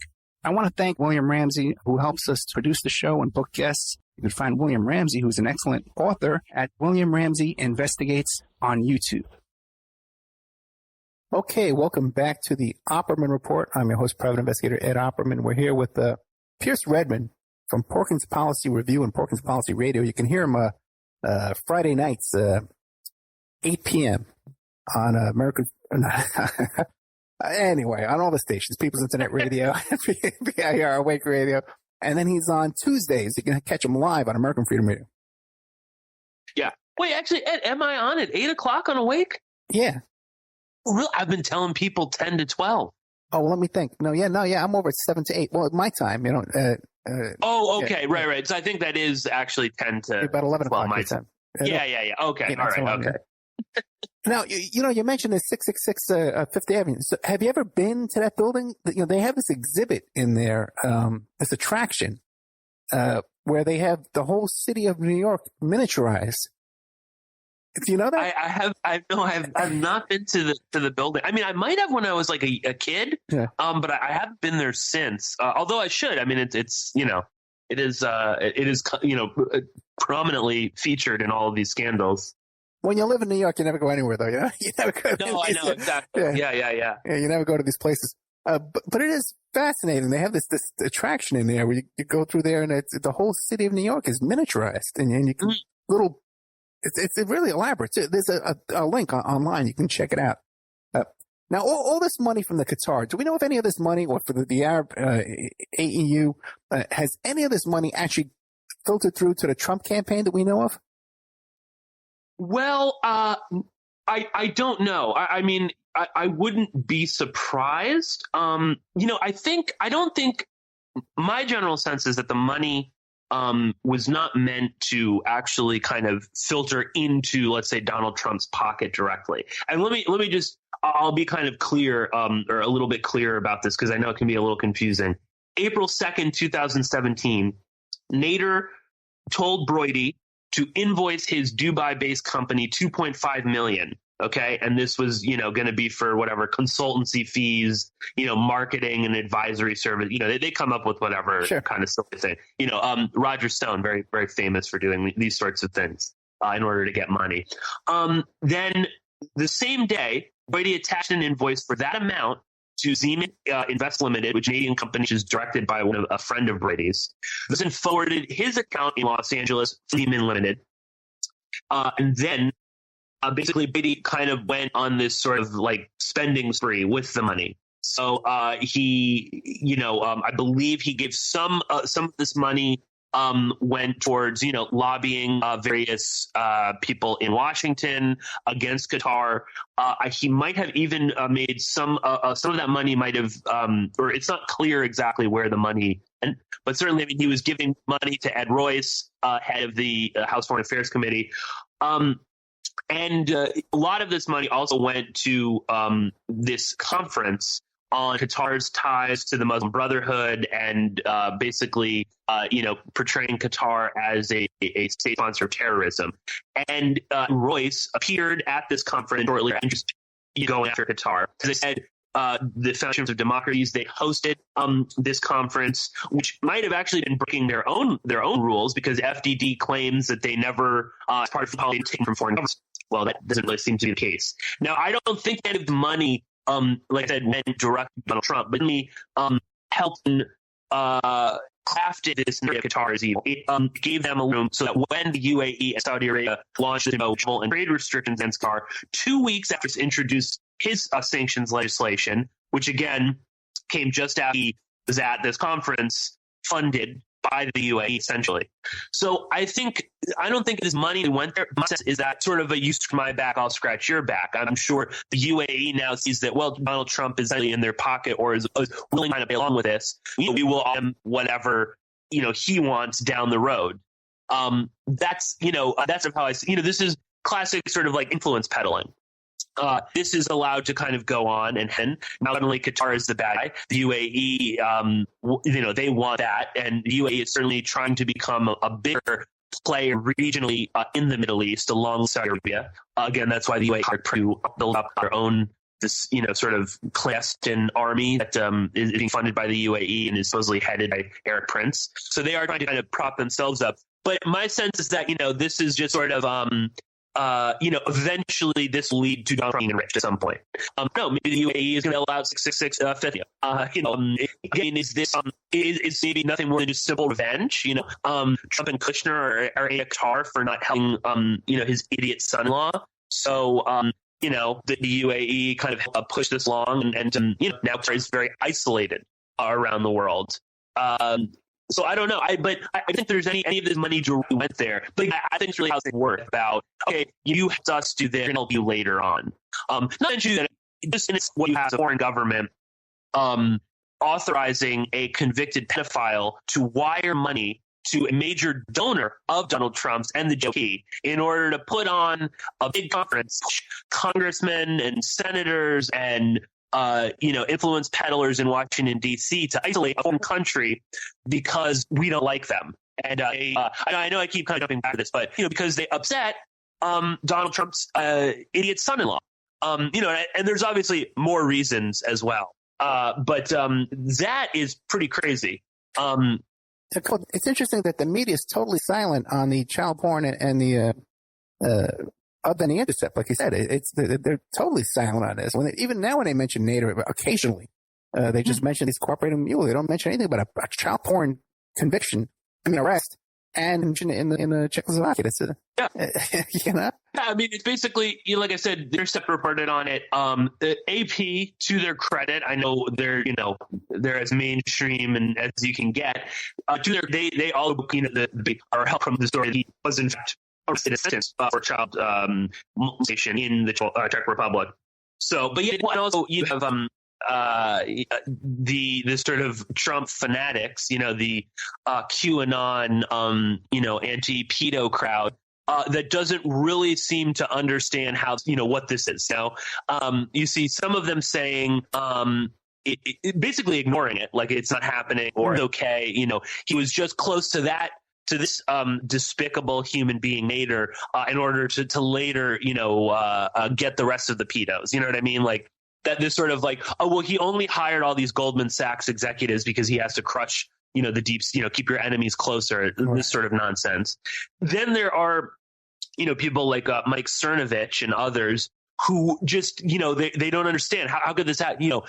Obviously the deep state tricked Trump. Or Trump didn't know, we have questions, why was Bannon hanging out with him? And it's like, well, as you've reported, Ed, Bannon's meth house, film and pornography, may be involved in human traffic. I mean, this is the kind of person that Bannon does hang out with. I mean, he's not a nice person at all. So I don't think Bannon has any qualms about hanging out with George Nader. And if someone would know about Nader's past, it would be someone like a stand-up. For whatever you want to say, I mean, he is a clever person. I think he is certainly into this sort of shadowy world of fixers and things like that. So, I mean, I think if anything, there's just more indication that, this sort of myth around Trump as some sort of defender of children and going after these despicable people is completely. Even if Roseanne Barr, tweeted about, Trump is locked all those. If you listen, but moronic celebrity, go for it. But we've been down this route, particularly multiple times with Roseanne Barr, who is a lunatic. So if you want to trust her and QAnon, go for it. But I think the actual evidence points somewhere else. I put out on Twitter when the Nader story broke. I mean, this is yet another instance of Donald Trump, or at least people close to Donald Trump, hanging out with pedophiles, and not even hanging out with them. I mean, Nader is helping craft policy, or he's shaping policy. What were him, Bannon, talking in all the meetings? What was Nader doing at meetings at Trump Tower? What was he doing flying to Mar-a-Lago before Mueller intercepted?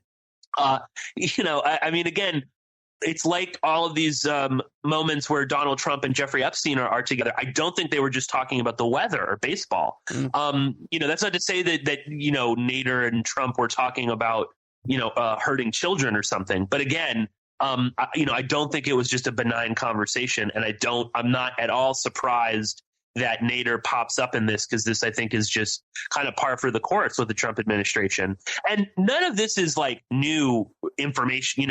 All of Washington kind of operates like this. The difference here is that for whatever reason, when it comes to the Trump administration, they're so sloppy at it, or they're so brazen that we're more aware of it. I think there's also, to a degree, the media it despises him so much, or they just know that they can sell newspapers and stuff by talking about him. They're also reporting on this way more. You know what I mean? Like if this were Bill Clinton or George Bush or Obama, maybe you would hear little rumblings, it would be a little blurb somewhere, in the back page of the Washington Post or something like that.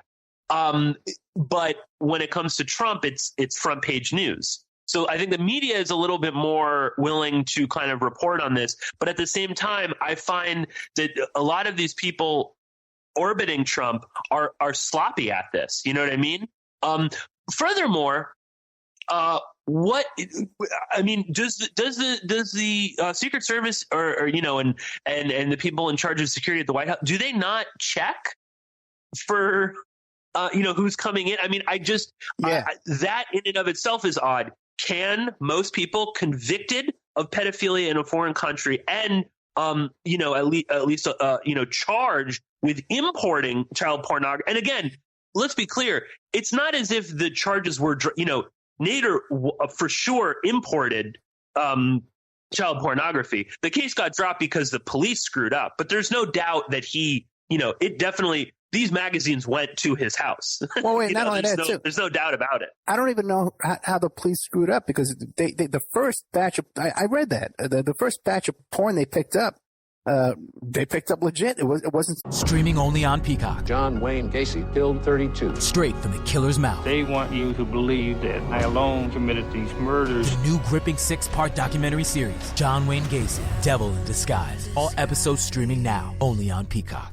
So they searched that bedroom. He was renting a room in a house in the 80s. What the hell was this? This guy's meeting Khomeini the next day. He's renting a room. yeah, I know. Yeah, but what do you call it? I know for a fact that before you can even get a photograph taken with the candidate. If you just want to have your photo taken with the president at a campaign rally, they get your date of birth and they run your criminal record right there. And that arrest would absolutely 100% show up. So, I don't know about a Czech Republic a conviction. Yeah, that would show up in Interpol. That would show up too.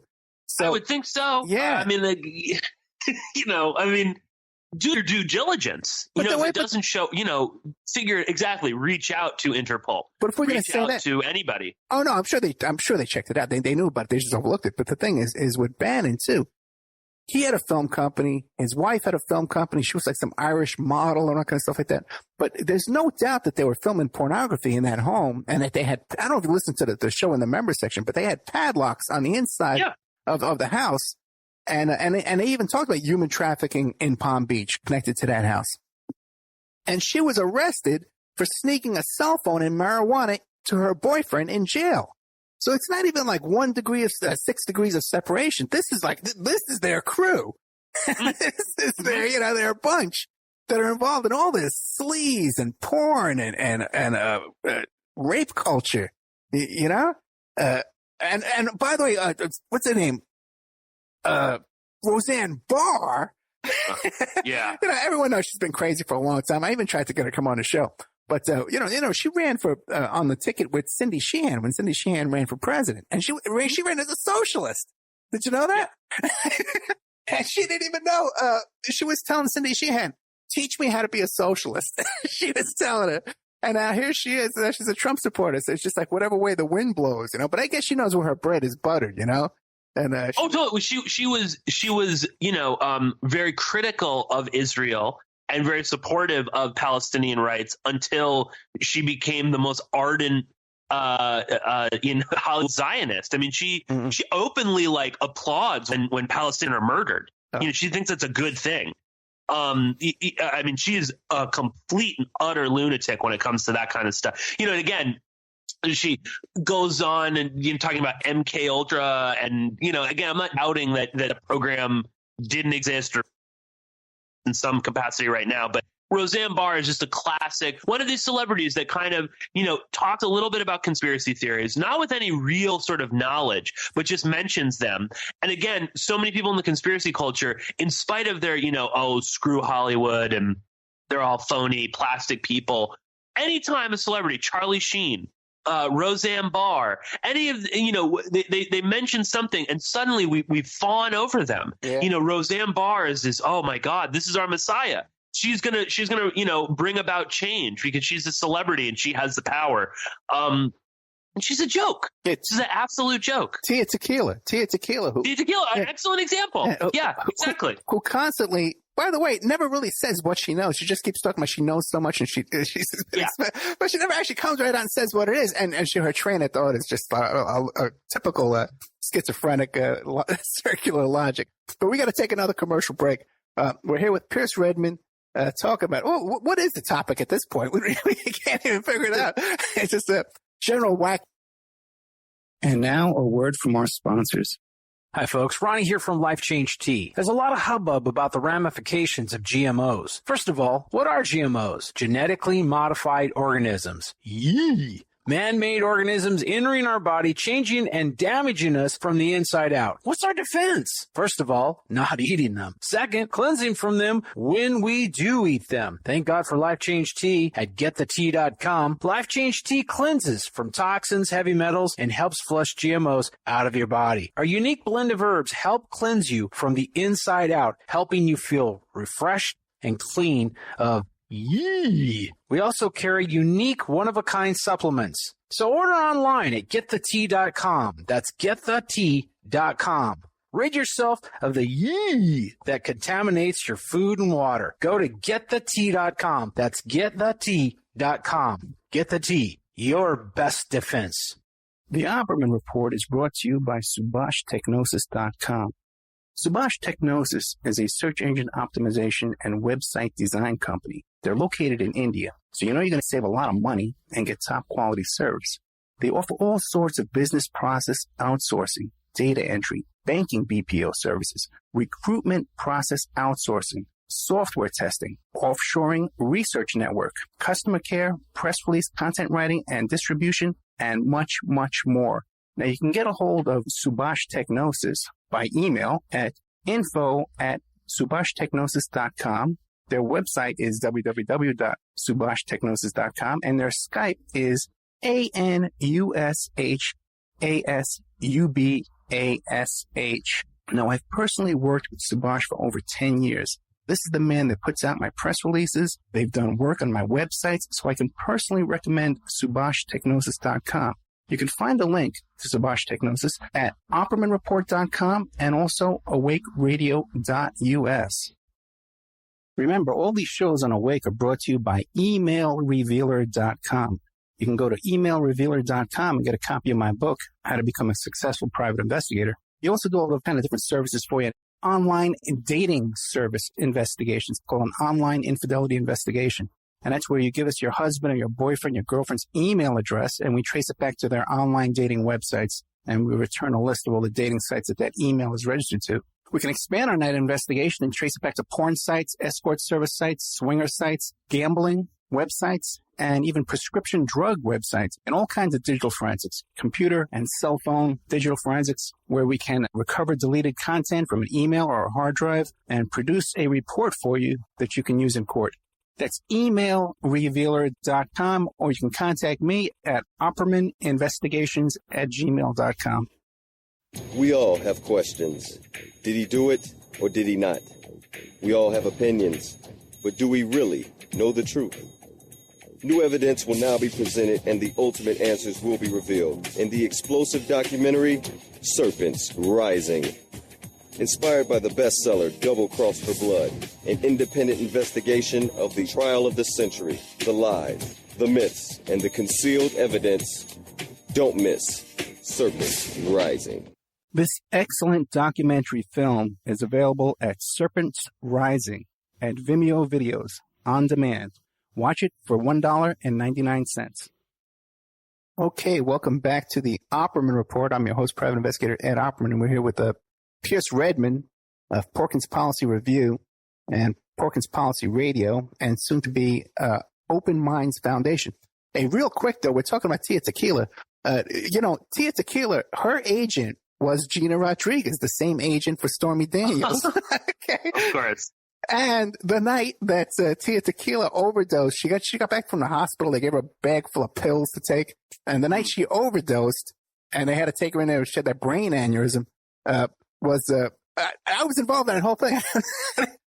that the same woman who outsmarted Trump and Michael Cohen could not get the cops to go to Tia Tequila's house to do a well check without my intervention.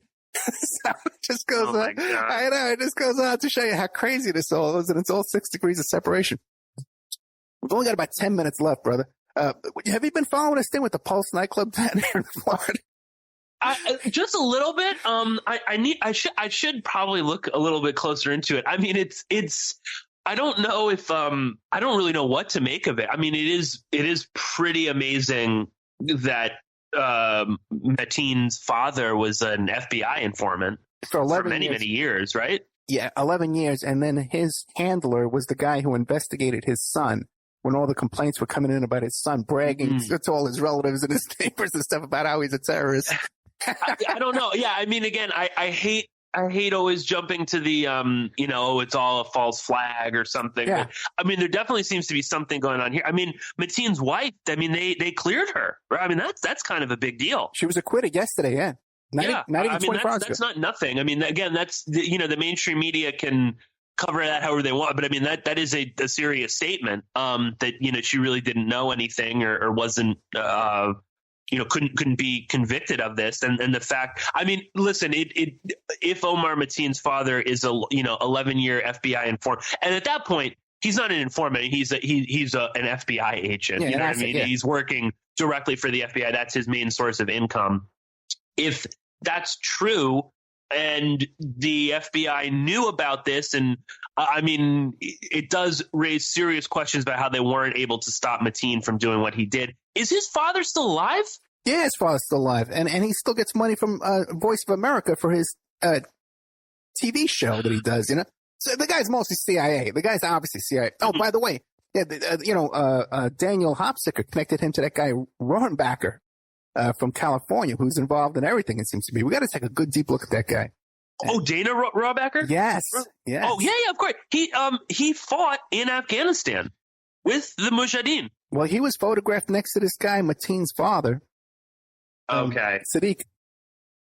And then Sadiq also shows up behind Hillary at a Hillary campaign. Then he's out in front with a Hillary poster. Oh, my God. What is going on here? Yeah, no, there is something going on with that whole story. I'm not sure exactly what it is, but him being a FBI for that long and working for Voice of America. I mean, there is something there. I'm not sure exactly what it is, but that's too much. Yeah, and how they have his handler investigating his son is, again, I'm sure there's a rule against that. Now, yeah. Now, what else are you working on these days? Like I said, I've been busy trying to get this podcast with the Open Minds Foundation up and running. And that's sort of taken a lot of time. I haven't done something like that in a while, where it's like you got to come up with a logo and intro music, and it's a fairly large foundation, so it's you got to work with all sorts of different people. It's like a million emails. So I've been working on that quite a bit. And then, I've got a couple really interesting podcasts coming up. I'm going to be talking with Joseph L. Flatley, his new book, Sirhan, or the Hallucinatory Vanguard. And I think you've got a copy of the book as well, Ed. I think you're going to have Joseph on his show. And I also have Judy Revere, who's a Canadian journalist who's been working for many, many years uncovering war crimes committed by Paul Kagame and the Rwandan Patriotic Front, in the Congo, in Rwanda, for many, many years. She has a new book called In Praise of Blood, which is all about the RPF. Their, huge cover-up of genocide, basically, during the Rwandan genocide. And again, there's this rosy image of Paul Kagame and the RPF as liberators, and they were the heroes.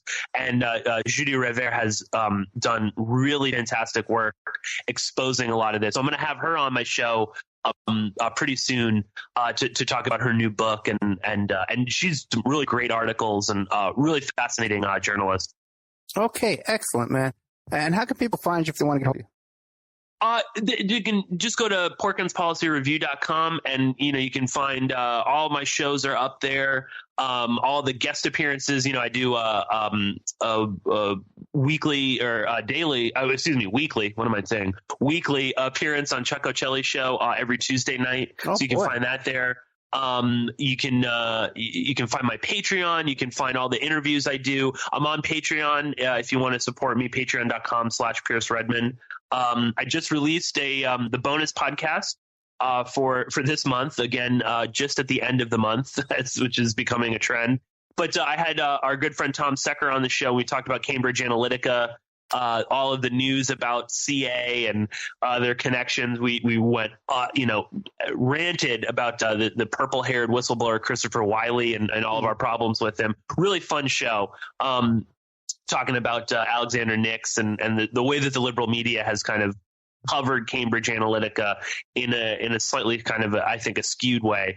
So, all of that you can find at PorkinsPolicyReview.com. Oh, boy, you're busy as hell, huh? You got Chuck Ocelli, and now there's a new thing with the Open Minds.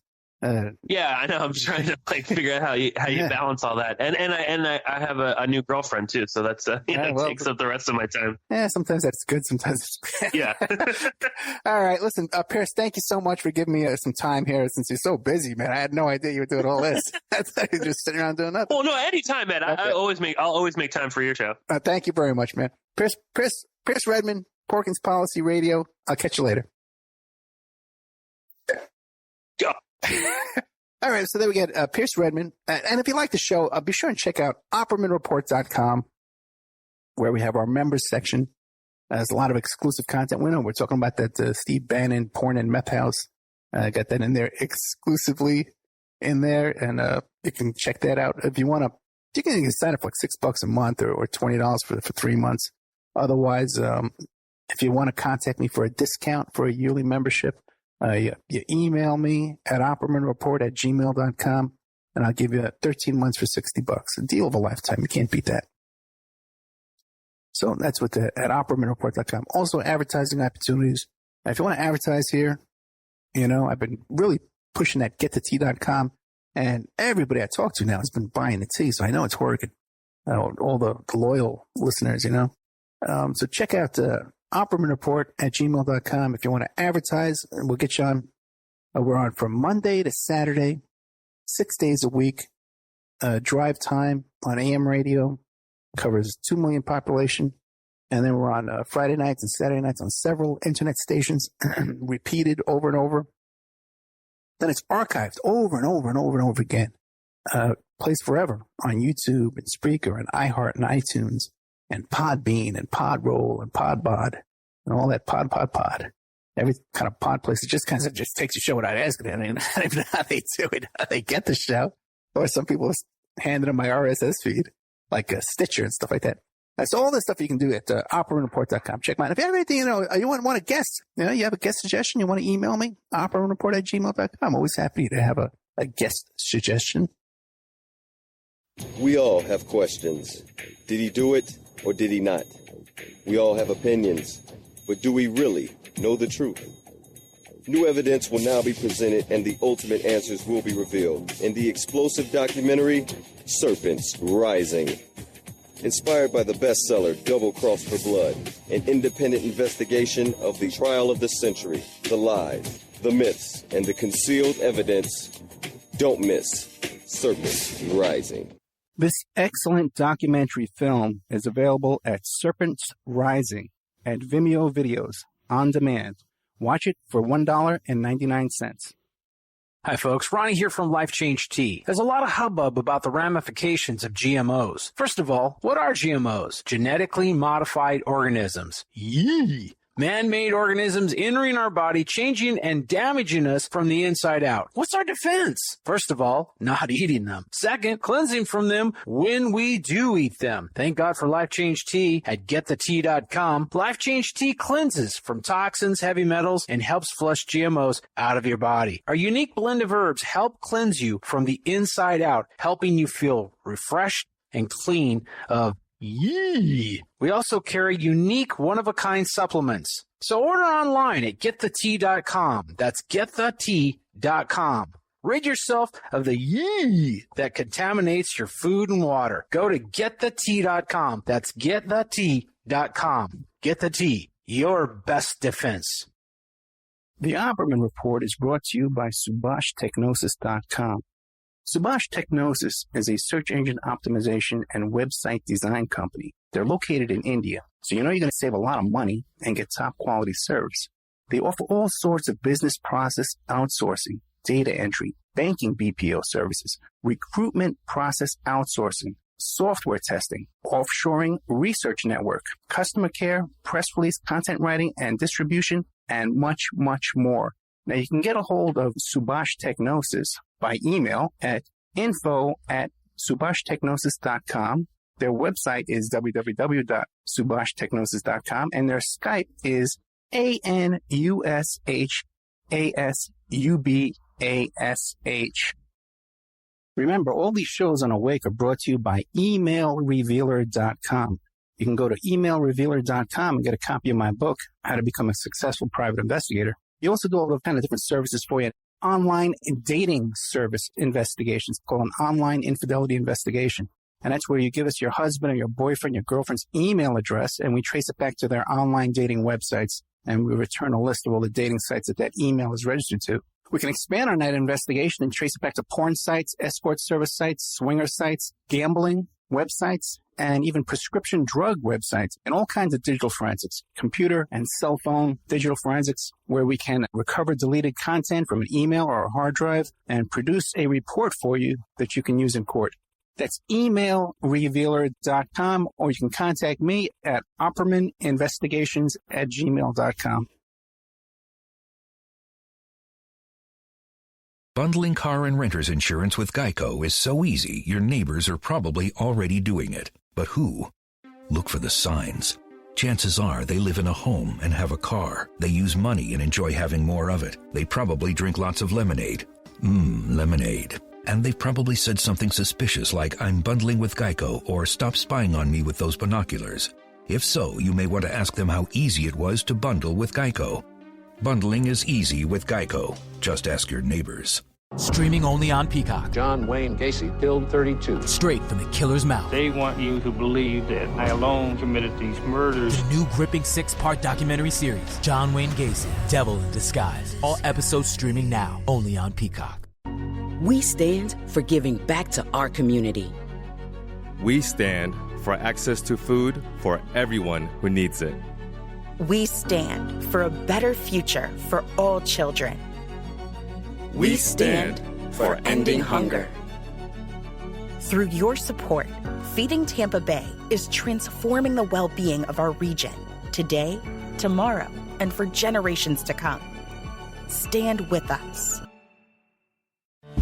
The unstoppable spirit lives inside all of us. For Matt and Lisa Kuhn, it's fueled by family. Working together to make vehicles more useful for their community, they've become leaders in last-mile transportation. That's why First Horizon is proud to celebrate unstoppable spirits like Matt and Lisa. From the first stop to the final destination, we use our understanding to keep our clients headed toward success. Visit firsthorizon.com/unstoppable to learn how unstoppable starts here.